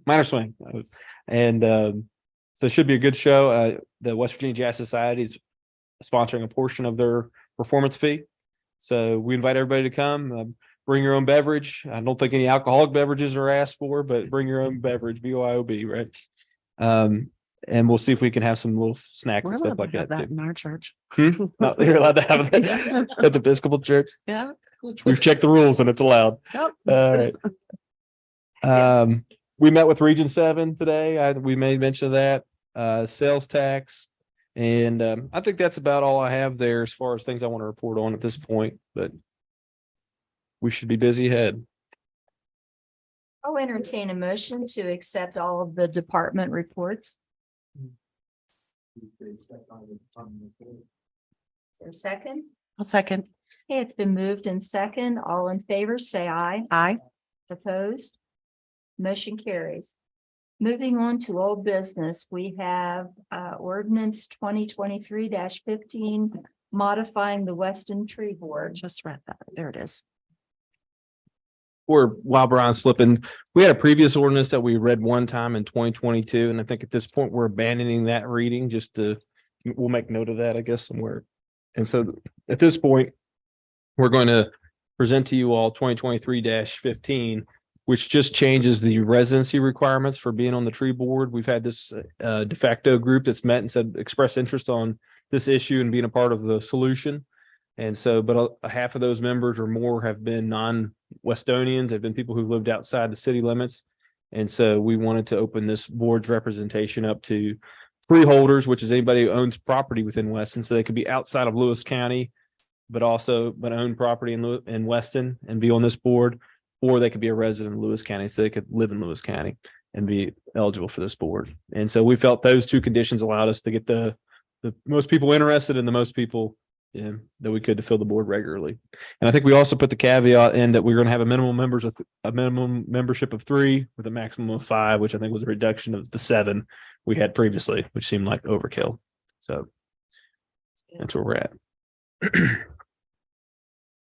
Is there a motion to have the first reading of this ordinance by title only? First reading.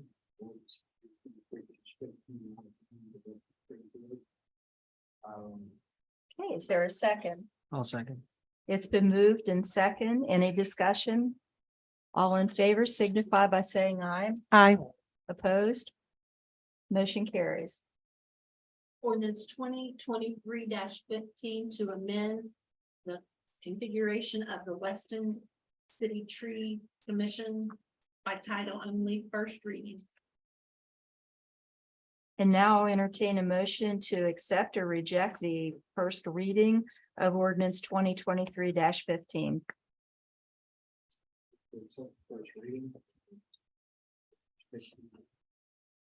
Okay, is there a second? It's been moved and second. Any discussion? We'll have voting by roll call. Councilwoman Sherry Rogers. Yes. Councilman Stephen White. Yes. Councilman Kurt Curtis. Okay, motion carries. Next on the agenda, mowing conditions of cemeteries and status of contractor. And before we get too far in this, I think the contractor would be my step uncle. So I need to not be a part of this, in my opinion.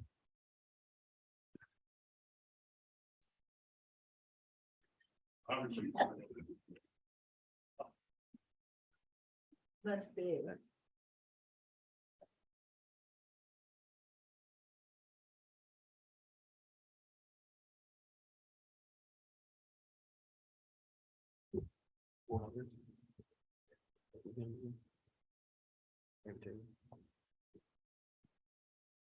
We're kind of shooting from the hip here when it comes to contractors and things we'd like to do. It sounds like we had a contractor approach us and it was David Taylor, correct? That would do the cemetery Montpelier for $1,000 and then $1,500, sorry. And then Arnold Cemetery for $400. And is that a commitment to do it weekly? Weekly? Okay. Or I think our other option was hire some temps, dedicate them to mowing. Did he see the condition that they're in now? Because the guy just hasn't shown up. Yeah. For a month. Marty asked me to go down. And take it there. So I asked him this morning. I think it was, but anyway, I took him down there second. Went down, looked at it. That's what he did. Just he give it to me, you know. Okay. But if you want.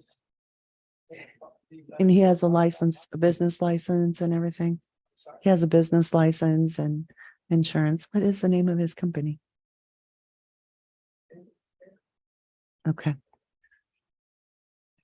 Sure. We do like that probationary period. Nothing works out. I think that would be wise. If you just authorize me to work with this guy, if he works out and if he doesn't work out, we'll immediately get some temps in and moving. Yep. Would you like to put forth motion to that effect? Yeah, did you write all that? I'll second. Do you know what the motion is? I think we're Contractor. authorizing the city manager to negotiate with David Taylor on the mowing and cemeteries and if the negotiation fails to hire temporary employees. Very good. All right. We have a motion and a second. Any discussion? All in favor, say aye. Aye. Opposed? Motion carries. Okay, next revised purchase of jackhammer. So I think it was a month or 2 months ago, council had approved us to purchase a jackhammer for a piece of equipment in the sanitary department. And that jackhammer was approximately $9,000. With that, we've had some further discussion. I think there's been maybe some cold feet or introspection or however you want to term it. And sanitary department's not really sure that they would be using that machine a whole lot. And then frankly, they felt that they didn't want to get that machine tied up in the street department work a whole lot as well. So we did some further investigation. I think you've got a quote in there for $7,800 or $7,900, sorry, from Appalachian Equipment Solutions for a jackhammer to be mounted on our Bobcat within the street department. And what I would suggest we do is, what my recommendation is to purchase this jackhammer instead and split that cost 2 ways between the street and stormwater funds, and allow that to stay within the street department's realm as they'll be using it the most. Okay. Sure.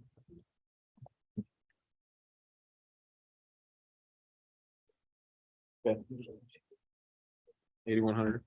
But Mike's saying there that maybe that we have to add $200 to that because of some hose conditions. We might have to get some extra long hoses. So if you would authorize me to spend up to $8,100, I'd appreciate that.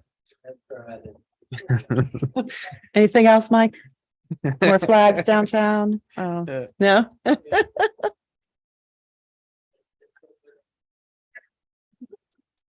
Is there a motion to approve the purchase of a jackhammer plus hoses in the amount of $8,100 from Appalachian Equipment Solutions? I'll move to purchase the jackhammer in the amount of $8,100 from Appalachian Equipment Solutions. A second. It's been moved in second. Any discussion? All in favor, say aye. Aye. Opposed? Motion carries. Next, CAB policy and potential creation of animal control officer. All right. In your packet that you received today, you should have a city TNR project info. This was prepared by Mariah Goldsmith, who is a part-time employee with the Lewis Upshur County Animal Control Facility or Pound or whatever it's called over there. She expressed in that what her terms of employment are, and she's expressed a willingness to help out with Weston's issue. She's expressed a willingness to volunteer even. But I think as we look at this issue, this is not something that we want to, in my opinion, depend on volunteerism to solve and to have a sustained effort. So with that, I think as we worked through the codification this past week, we were in the cat section, and there was a call for the city manager or a portion of the code that allowed the city manager to appoint an animal warden. And so with that, I think that the solution if you look down the deck of people who can assist in this endeavor, the bench is Oh, pretty we slim. forgot Brian. Oh. Thank you. I'm sorry. I'm cussing the chief. Thank you, Chief. You're Miss Brad.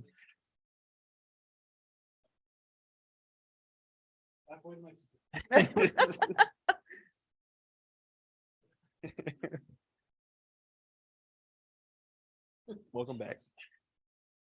So I'm just making the pitch to you all tonight for consideration to kind of get your feel for what you would like to do. Debbie reached out to me earlier today and said this is a conversation she'd really like to be a part of.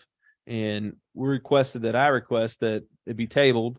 I'm going to leave that decision to your all's hands. I think her expression of wanting to table the issue was due to her opinion that the county commission's animal control officer should be involved in this cat issue. And I guess I would just remind the council that I did approach the county commission about cats, and I say I was rejected, but I was soundly turned away from them being involved with cats in the animal control realm. Is that fair enough to say, you think? They just simply don't handle cats. Yep, don't handle cats, and that's their standing policy. Right. So with that, and I think a part of that is the tax scheme, right? People don't necessarily pay taxes on cats in the county. They pay dog tax, and they view that as outside their realm to a degree. So I think that leaves us as a city just kind of holding the bag for our own fate here and deciding what we want to do. I think if we were looking for an existing staff member to go out and do that, I think with the police being short staffed, Marty being busy with all these buildings and things of that nature and all the various code issues, I think that's a big ask. And I think it's a slight liability for us when we don't have people who are well versed in that realm to be out there handling those situations. And so I think with Miss Goldsmith potentially being someone in that realm already and well versed in animal care and things of that nature with her employment at the pound, she makes a lot of sense to bring on board in that capacity and empower her with the full powers of the Weston City Code. But all that's to be debated and suggested. But from a financial standpoint, I think in Marty's current budget, there was $10,000 for a temporary help that we'd put in there, which was basically in years past, we had a summer temp to help out Marty.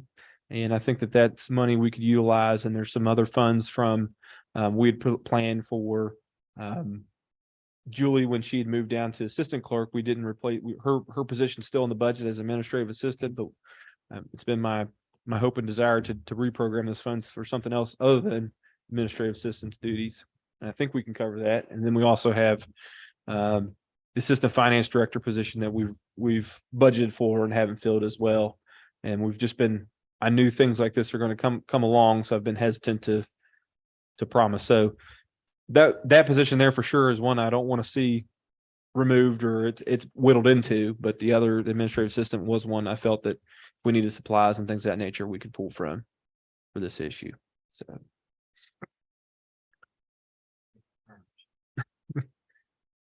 Go ahead.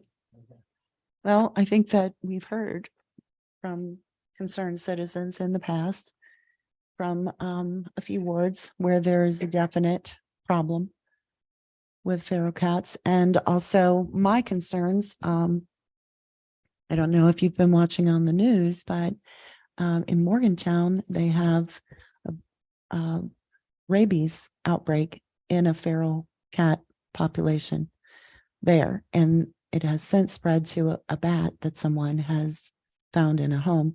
And I think that it has the potential to be a real health risk to our families here in the area.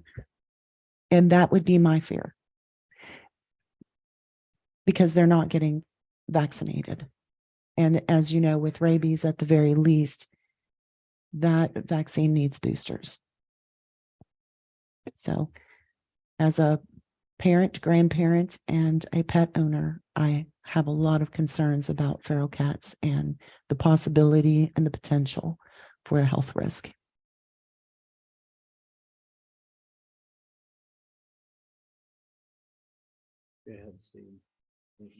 I agree with Debbie.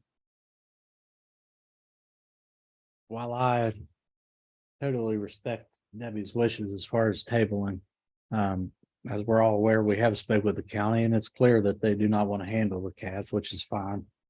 Nothing against that, but I think we need to address this issue quickly. It's been an ongoing issue, as we're all aware, and we've been trying to work on for probably a year or more now. So I say we need to move on this. I'm sorry, did I miss something? Who requested we table it? Debbie, since she wasn't present, she had some input she wanted to provide.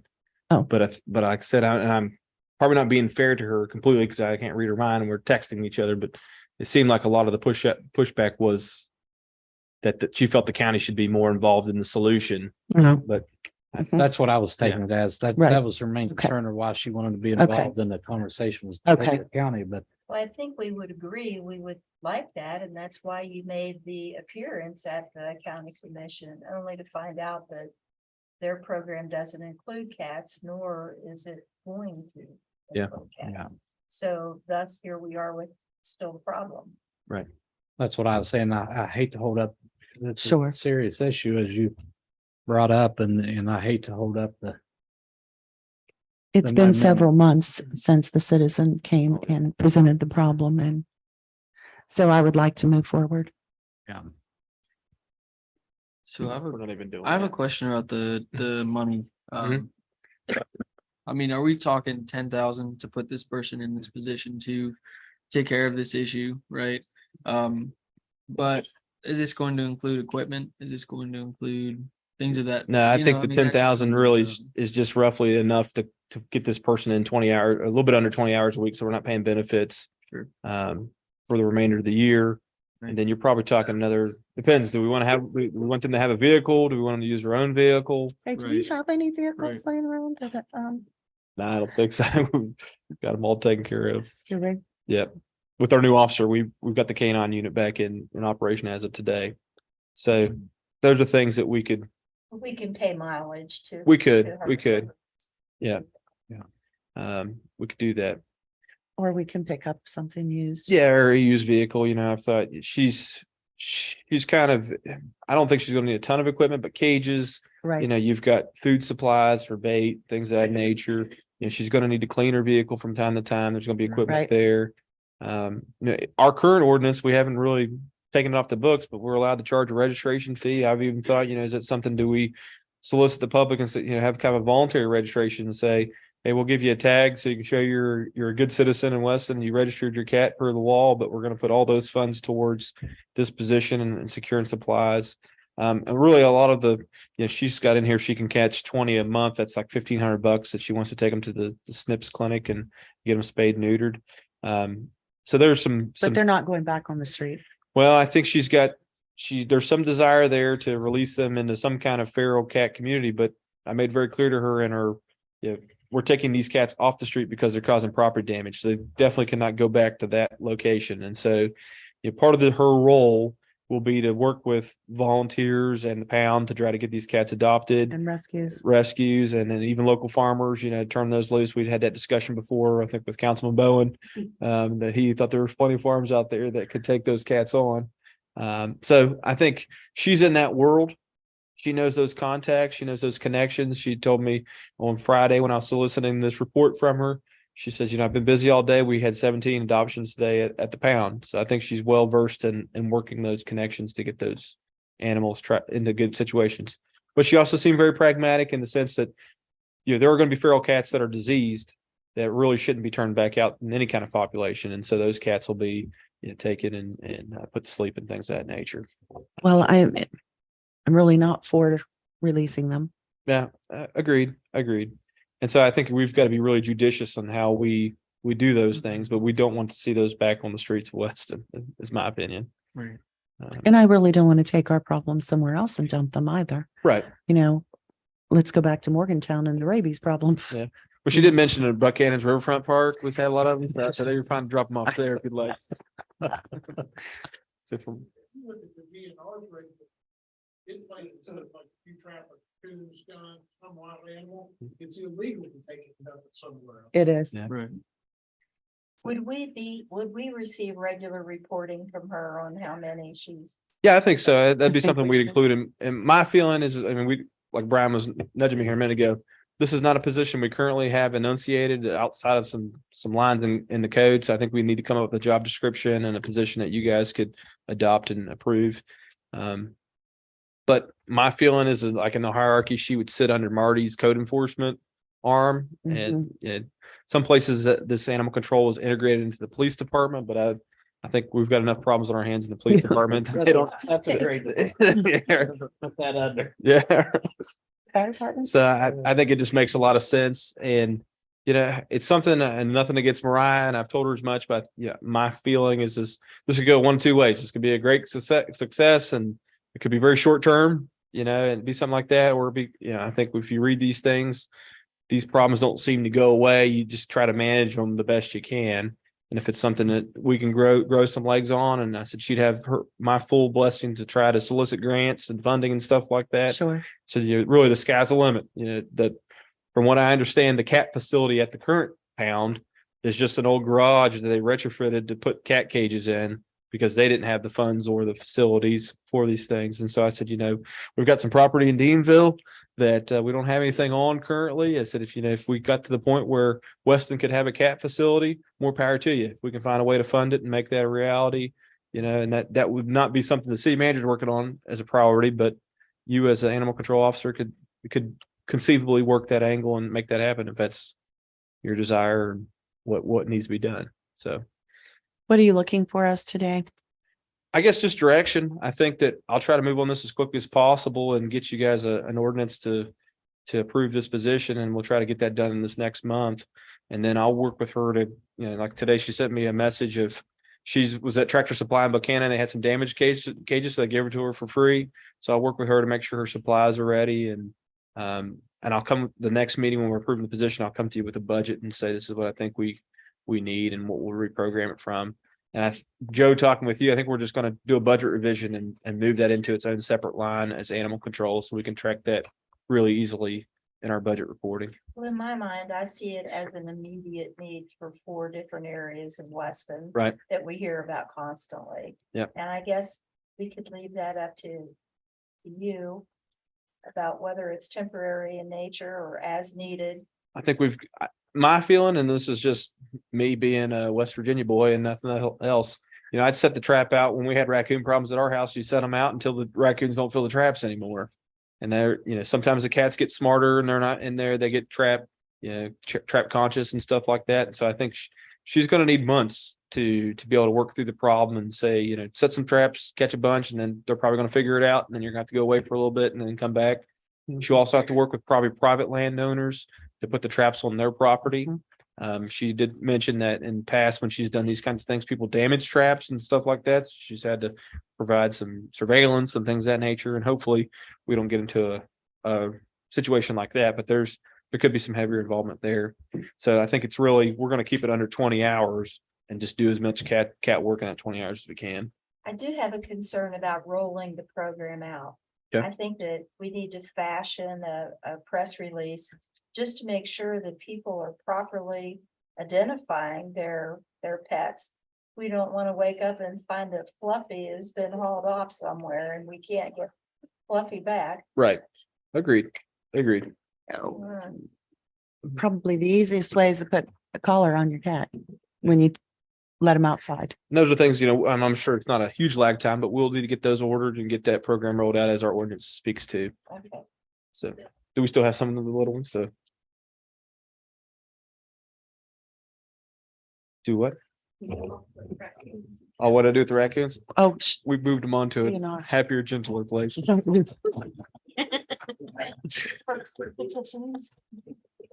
Ready, go ahead, Cheers. Well, are we looking for a motion, Mayor? To allow this. It says action required. So do we table this until our next meeting? Is that what If you you'd would like, like? and just give me instructions to draft up a position, and I'll do that, bring it to you guys. Okay, I'd like to table this issue until the next meeting and request the city manager bring additional information so we can proceed and move forward. Okay. Thank you. Thank you. Okay, is there a second? A second. Okay, it's been moved in second. All in favor, say aye. Aye. Opposed? Motion carries. Next, moving on to new business, Tala Events First Mania, September 22nd and 23rd. You have that in your packet. The only signature you do not have was Nate because he wasn't here. And I do have it right here. Okay, Everyone did it and then of course him. so we need a motion to approve that application. For Hearst Mania. I'll move to approve the application for Hearst Mania, September 22nd and September 23rd. The haunted house in September 22nd through November 2nd. The Asylum Ball, October 21st. The Fall Fest, October 21st.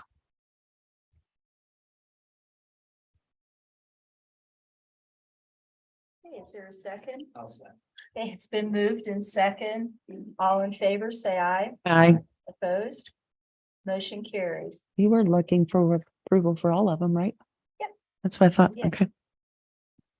So next we have an application for the Lewis County High School Homecoming Parade on September 28th. 28th at 6 p.m. Is there a motion to approve that application? Go ahead. I approve. Okay, is there a second? A second. It's been moved and seconded. All in favor, say aye. Aye. Opposed? Motion carries. Next, City of Weston trick or treat date. Alrighty then. Okay, last year we had it actually on Halloween. And Halloween is on a Tuesday. So that's our choice, Halloween, the 31st, or the 28th in conjunction with Larry's celebration for an option. Recommendation, that area, it should be the same night or separate nights. It seems like a lot having. It seems like a lot having the same night. I understand. I'm sure this is a catch-22. People out there that are really going to be upset if you change it. And there will be a lot of people happy that you changed. That's why we're asking you. Yeah. No. What time is the trunk or treat slated for? Do you have a time? 6:30 to 8:30. 6:30 to 8:30? And trick or treat is traditionally 6 6 to to 7. 7. I just think it kind of hinders the success of it. Do you think so, Larry? Pardon? What are your thoughts on it? Because you know your event. I have thought that the two should be tied together. You Just for the citizens of Weston. would like to see them, sorry, you would like to see them tied together? Yes, I would. Okay. When I was in Fort Scott, Kansas, we had trick or treat one night. I don't know what night it was, but we had trick or treat and we took our kids around for an hour. And then we marched them down the main street and all the business owners had stands out where they gave out candy and hot dogs and meals and had a good old time afterwards. And so I guess if we were to combine them, I would think something similar at the field where if we had trick or treat beforehand, everybody would know to march to trunk or treat afterwards. And that's kind of the time where everybody can hang out and do different things together. I'd be for it. We have a lot of activities planned. Yeah. A lot of vendors with food. We have characters dressed. I'm paying for characters to be dressed up. We're working on some other things between 8:30 and 9 with the fireworks at 9. I think it could be a complete package. And I think it's in a location where everybody in the town of Weston can walk to it. Would it be helpful to move it up our trick or treat from 5:30 to 6:30? For the start of your event? That would be fine. You mean move the time instead of from 6 to 7 to 5:30 to 6:30? And that way everybody could be there for the beginning of trunk or treat. Mhm. And last year, I'll be very honest, I mean, we had wait lines for like an hour. You did. That was the worst thing. We're trying to create a lot more activities for entertaining the public this year. But there were a lot of businesses that gave out an awful lot of candy last year. I mean, the gas companies and some of those, they gave out full candy bars and it was a tremendous success. I tell most people, you know, be prepared to hand out about $400 worth of candy. And that's hard to do for a regular family in the city of Weston.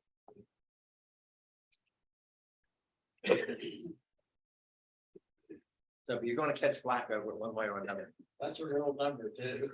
That is a real number. What? $400.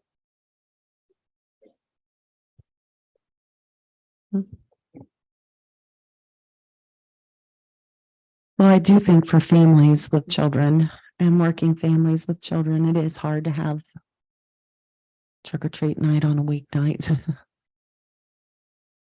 It's- Sounds like a good idea to me. One of the things we're working on too is bounce houses in the middle of the field this year for the kids. Once they've gone through, if they've gone through early, then they can have activities like that to wait for the fireworks. Gonna have hopefully some witch entertainment and stuff like that, so. Broad Street going to bring the pumpkin drop down. We are, if I can get somebody to work a pumpkin drop, I think that would be great. Right in front of you. She's got a lot of experience down there at Broad Street. They did that for a while. The fire department was there. Mhm. and they would drop the pumpkins. You get- I'm not gonna do anything else in the fire department because I need them to sell off fireworks. Counselor Rogers, are you ready to make a motion? I am, Okay. you know. I move to set Halloween for trick or treat night for Saturday, October 28th, 2023. To coincide with the trunk or treat event at Robert L. Bland Middle School. And the time, right? 5:30 to 6:30. No, our trick or treat, Okay. 5:30 to 6:30. And then your events begins at 6:30. So 5:30 to 6:30, right? Okay. Okay, we have a motion to set trick or treat for October 28th from 5:30 to 6:30 PM. Is there a second? It's been moved in second. All in favor, say aye. Aye. Motion carries. Hey Larry, before you take off, if you have a flyer or if you want to put the trick, something like a handout for people, we can get that stuff in the bills, right, Dee? Before in the early October and put that in the sewer bill, and send that out to people. I would appreciate that. Yeah. Thank you. And I need to. Incorporate see it. If I could pay a couple extra off-duty policemen to kind of help us with parking situations. Sound good to you? Should have an extra body by one.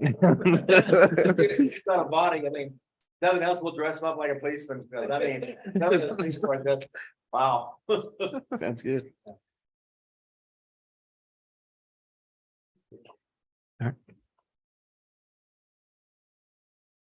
We're having an impromptu recess. I'm sorry. Thank you. Joe, you're next. If you want to kind of wait till Sherry gets back. Do you want me to speak for the next two things or just Sure, you can do both.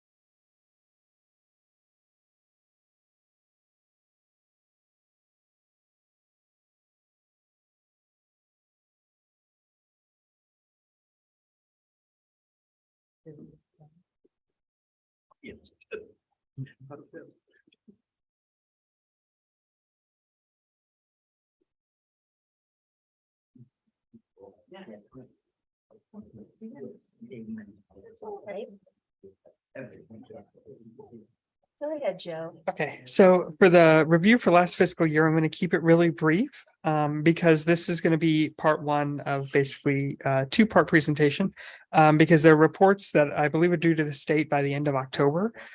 So part one, I wanted to give you a bird's eye view while it's still fresh in our minds that we're just finished a fiscal year, but then part two is probably going to be at the October regular session where I bring you those final reports, but by then we'll all be in Halloween mode and be thinking about something else. So I wanted to give you just a quick overview this year. So I'm looking at the report now that was with the finance reports that says July 2022 through June 2023.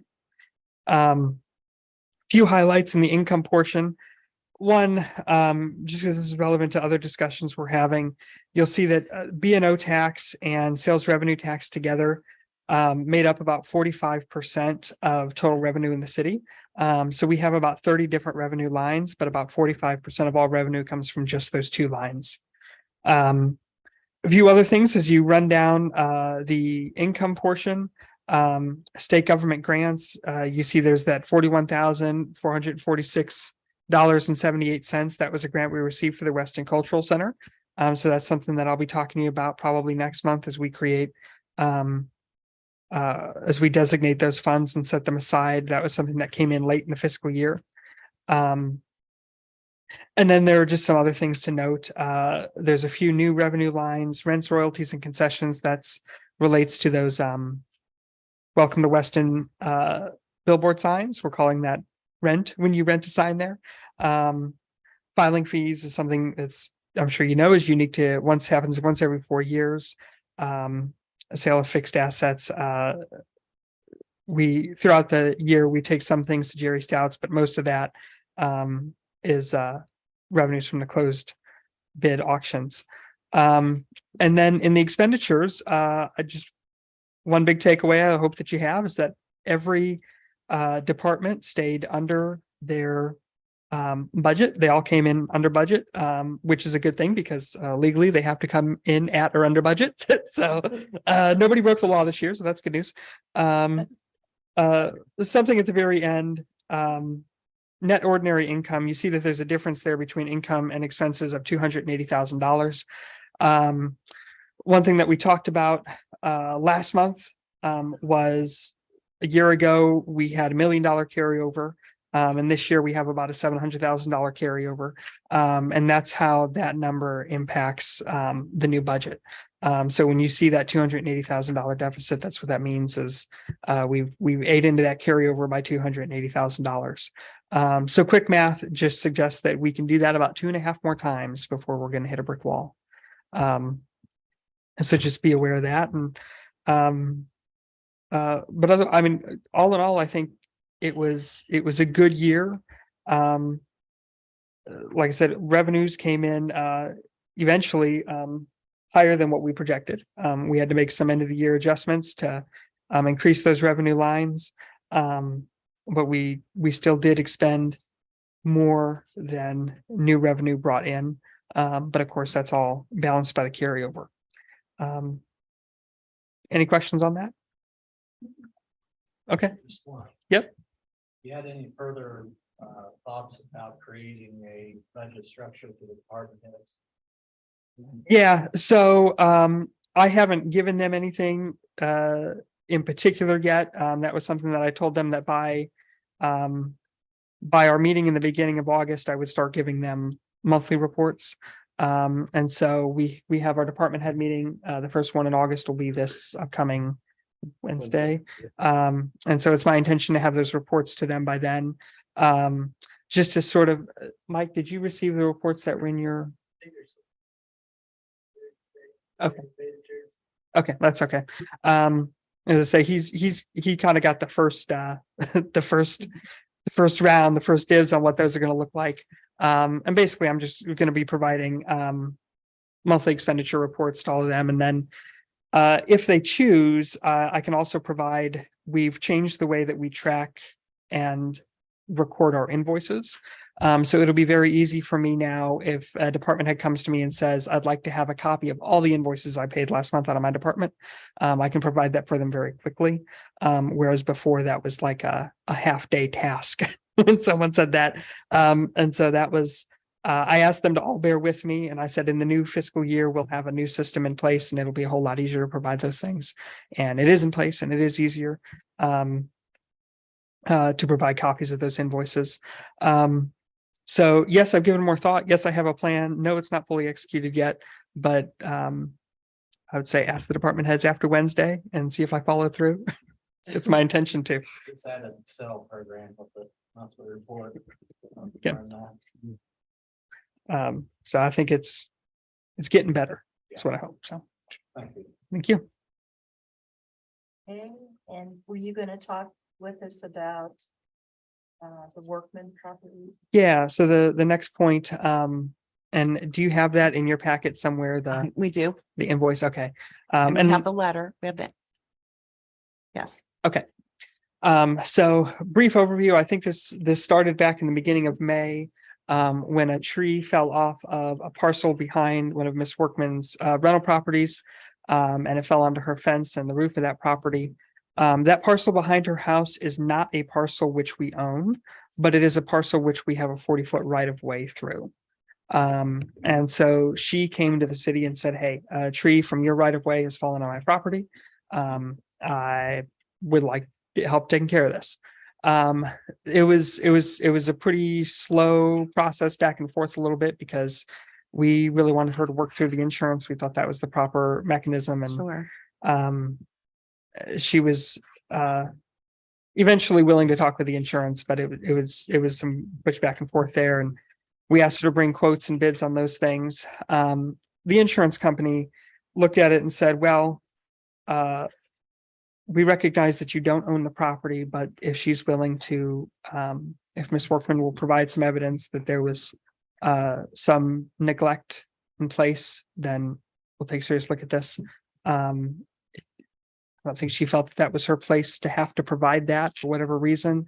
So she chose not to respond to them. And so they ultimately said, this was an act of God, it's not the city's liability. So they said it's not our fault. She would like us to continue to consider the reimbursement. And I think it's fair to continue to consider the reimbursement. So I think the two things I want to make clear is one is that the insurance has said not our problem. But it was a tree that fell out of our right of way. And Ms. Workman is a business owner in Lewis County who's been diligent and paid everything else on time, and so that's the context. So she's asked, so then she did go and get bids. I think it was very challenging for her to find bids, but she was able to find one bid for the work. The bid looks fair for the work. I really don't have the context to provide that, but I talked to Marty about it and I said, Marty, I don't know what all this means, but does this look like the right amount for this kind of work? And he said, yeah, that looks like it's the right amount. It looks fair. It looks right. And it doesn't rise to the level of needing a building permit. But and then what you have there, you have a copy of a canceled check. That's where she has paid someone to cut up the tree. Right. So those are the expenses that she's asking reimburses, the cut up and carry away the tree, and then the repairs to her property. In the amount of $500. Well, I believe that the total reimbursement is around 1,500. Is that right? I don't, Yeah. I'm missing a page. That's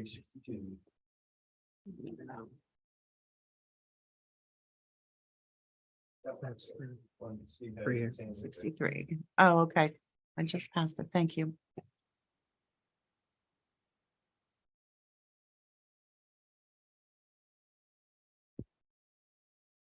I'll move to reimburse Marilyn Workman for the property damage for $1,475.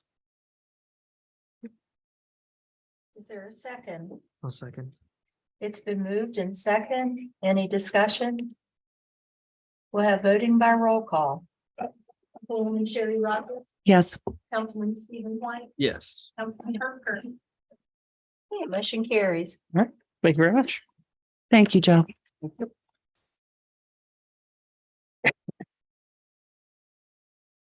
And next we have the reappointment of municipal court judge Jim Tarango. Since I performed work in front of him, I think I need to recuse from this one too. I can't make comment on good or badness. We dare you. I know we're all laughing, but I take it serious. Okay. We won't forget you this time, okay?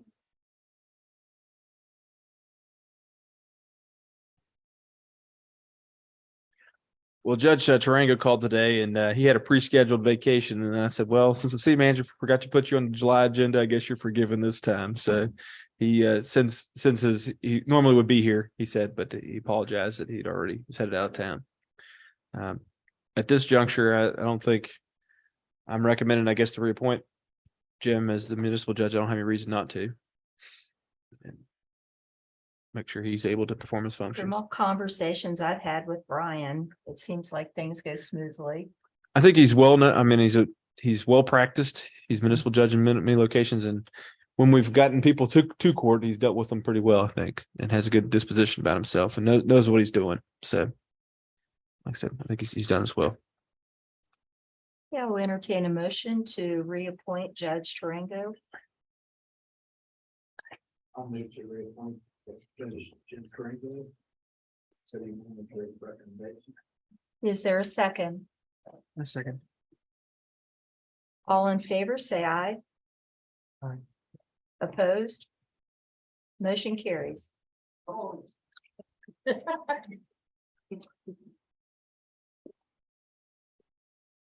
Okay, and next we have award demolition bids for 223 John Street, 345 Wright Street, 349 Wright Street, 114 Donlin Cliff Street, 120 Donlin and Cliff Street.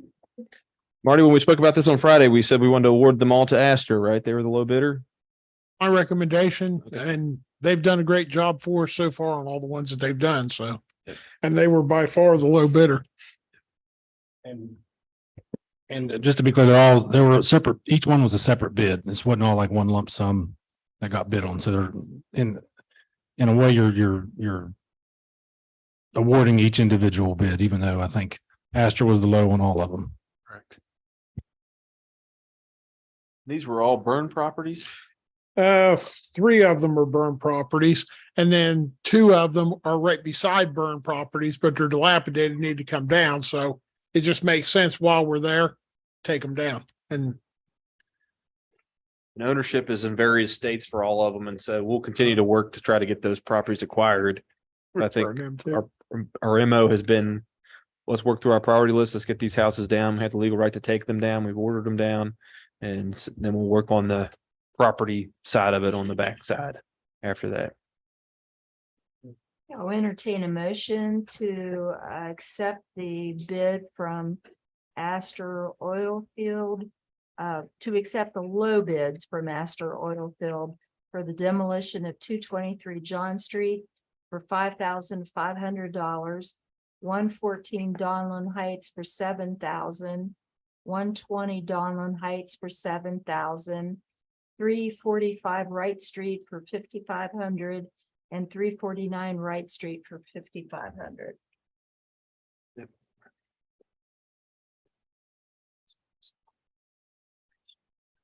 Is there a motion to that effect?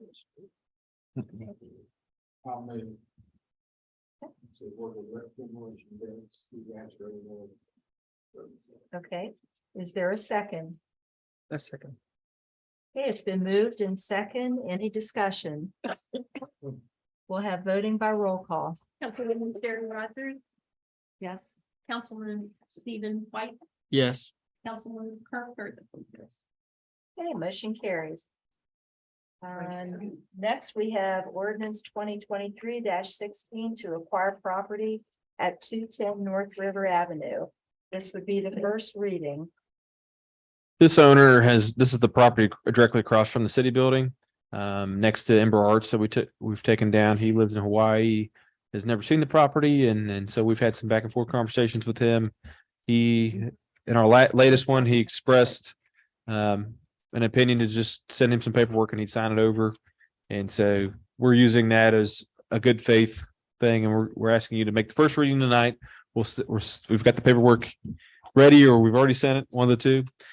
It's been sent. Okay. And then, once we have that received back as executed, and you'll have to have a notary notarize it because he's in Hawaii and won't be here to sign it in person. Then we will have the second reading whenever that date appears. Okay, I'll entertain a motion to have the first reading of ordinance 2023-16 by title only. Move to have the first reading, ordinance 2023-16, to acquire property at 210 North River Avenue. Is there a second? A second. Okay, it's been moved in second. Any discussion? All in favor, say aye. Aye. Opposed? Motion carries. Ready? Ordinance 2023-16, City of Weston to acquire property at 210 North River. First reading by title only. At this time, I'll entertain a motion to accept or reject ordinance 2023-16 first reading. To accept it, 2023-16, to acquire property at 210 North River Avenue. Okay. Is there a second? A second. Okay, it's been moved in second. Any discussion? All in favor, say aye. Aye. Opposed? Motion carries. Next, we have Weston Central Neighborhood Watch down. You put, I didn't know if you wanted that on there every time or just for the last meeting that we had.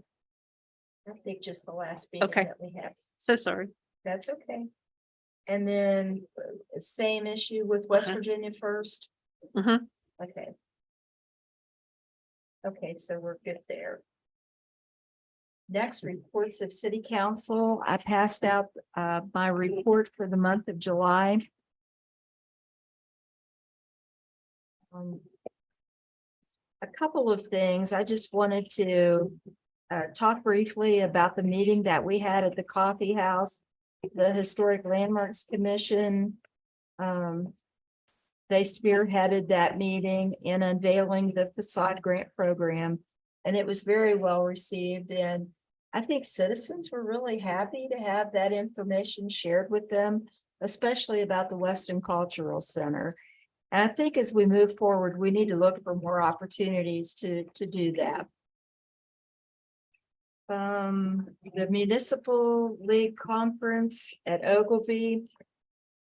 Wanted to thank the Chief Posey and his staff for being a part of the FBI's uniform crime reporting program. There weren't a whole lot of cities who participate in that, but Weston was put up as one that is. I don't know if that was your predecessor, Chief Thomas, or if you're continuing that. I've talked to several FBI people last month or so. Okay. But it was kind of neat. We had an overview of their website, and the information that's available to the general public, and especially you, once you report the statistics that are available about different types of incidents. I think those are really good. My other takeaway that I got from that conference was also about the homeless population. And I really got so frustrated hearing about all of the cities who are having those same problems with the homeless population.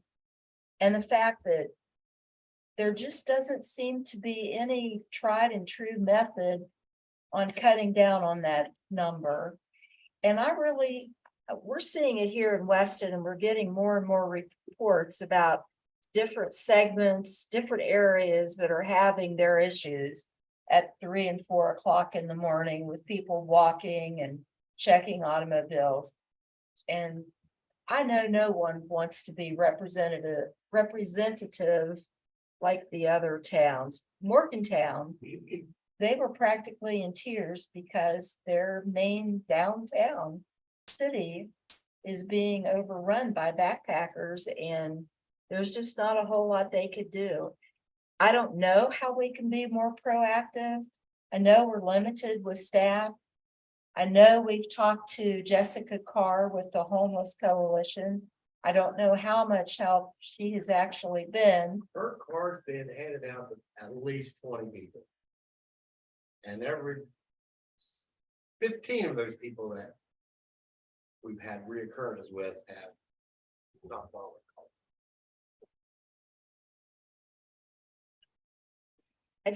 I hope everybody will take a long, serious look at the problem that we do have in Weston before we become a community that our parks and our main streets and all other residential areas are taken over by the homeless population. And They're like cats. The more you feed them, the more you'll get. And that's a problem. That's also a real Exactly. problem. exactly, but I want Become a every, problem at the dealership. Excuse me for interrupting. yes, If we now lock the doors because at 5 and 6 o'clock when everybody's going home, they decide just to come in and wander around, and they should not be there. You know, there's nothing there that they should want. Other than they're going to steal if they can. I'm hearing that from other businesses as well. They Businesses just don't- wander in the door. At Edward Jones, they came in and they took all the candy out of the dish multiple times. It's just. But, you know, we don't want to be like other towns and have that same problem, and we don't want it to escalate. And I don't know what the answer is, but I'm sure that if we stay vigilant, we can at least try to address some of it so that it doesn't become a major problem. And As well, my own business, and thank goodness for Chief Mike Cody, he's been a real big help. And show up in the morning and have bicycles around the place and phones plugged into my outside jacks of the business. I mean, They there's stood got to outside- be a way. I just don't know. They stood outside my house and wanted, looking at the TV and wanted to know if I turned the channel for them. They didn't like what I was watching. That's really all I have, and I'll turn it over to Ward 1. I'm just gonna ask a question. So, I know, I see them as these blessing boxes, and they know exactly when people are putting food in there. Should we request that maybe food doesn't go in there anymore? I mean, if we make it harder for them, maybe they'll relocate, you know? Free needles from the state and that kind of stuff, I just, personally, I just disagree with that.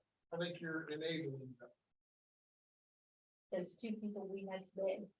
That's where they were going when they left. I worked a while back in Ward 4 with, Dr. Brandon, where he had property damage from the food out of the blessing box. So it has become a big issue with property being damaged. Because they're throwing the food against Dr. Brannon's property and other residents. Just walk down the alley, it smells awful down there. It is our culture and our upbringing that we want to, when we have company at our own homes, we invite them in. The first thing we want to do is feed them. Mhm. So it's an honest reaction to a problem, but it's not really the best solution. Although those are private citizens, and I believe churches and individuals who put food in those boxes, and there's organizations that give out food. I would really like an educational effort. You know, I'm not opposed to giving out food to the hungry, and I think it's fine, but there ought to be other services that go along with that. A way for you to educate them, help find housing, help find a job, get behavioral health services.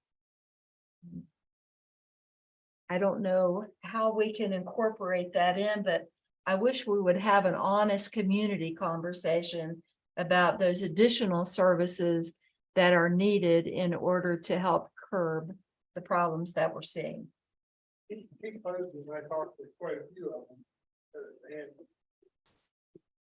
and the vast majority of them, they don't want to take that effort. They don't want to take that first step. That's the hardest part. Mm-hmm. You may have noticed that they've given Thursday or Friday. Evidently, they did not want the bags of beans that was. Mhm. Well, ask them where they're from. It's just like they bring them in carloads because. I just watched them get off the Barron's bus out at BFS.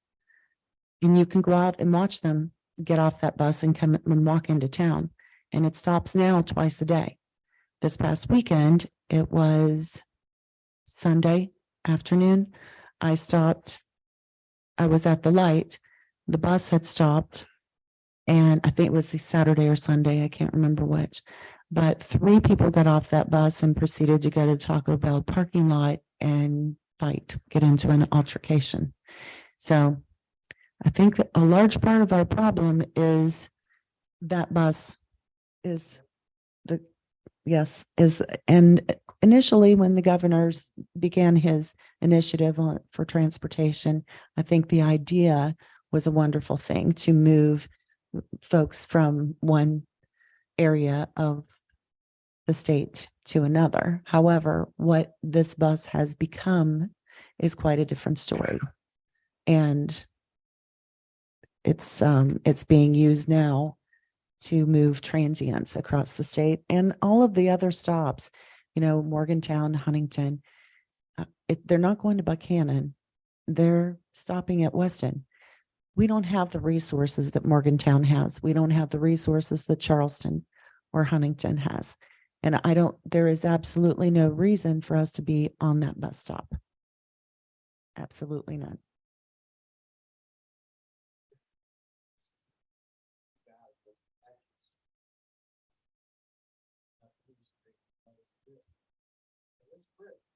Yes.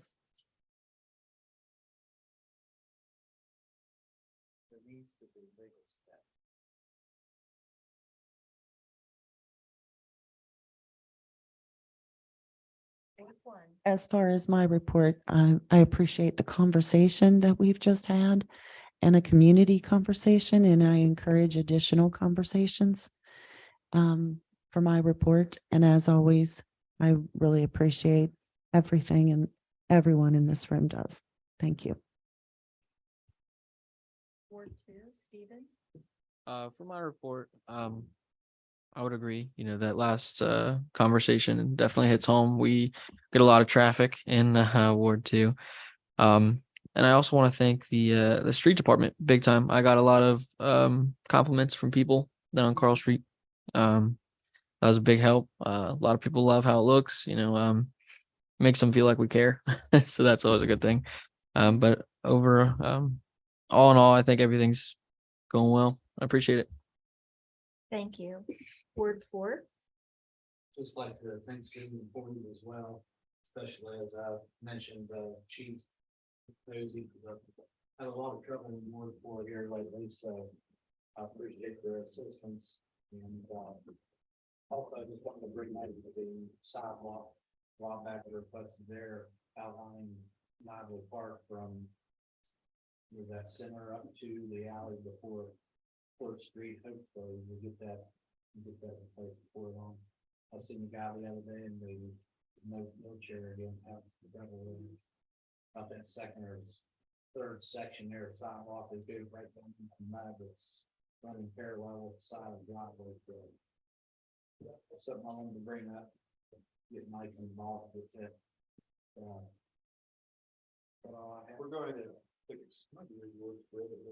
Water Street, I think we're just gonna remove the sidewalk for the time being and put that back to topsoil. Really a sidewalk nowhere at this point, we're checking to that piece out. And hopefully puts the curb down to have a nice clean edge that we're painting. Then we're gonna give them a lot of jack over that.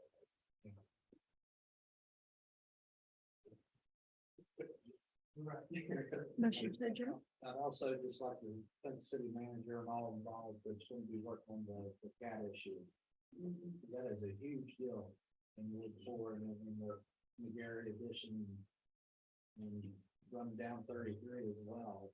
And they're ready to the cat. So hopefully we get a plan together and plan after that soon. So with that, I move to adjourn.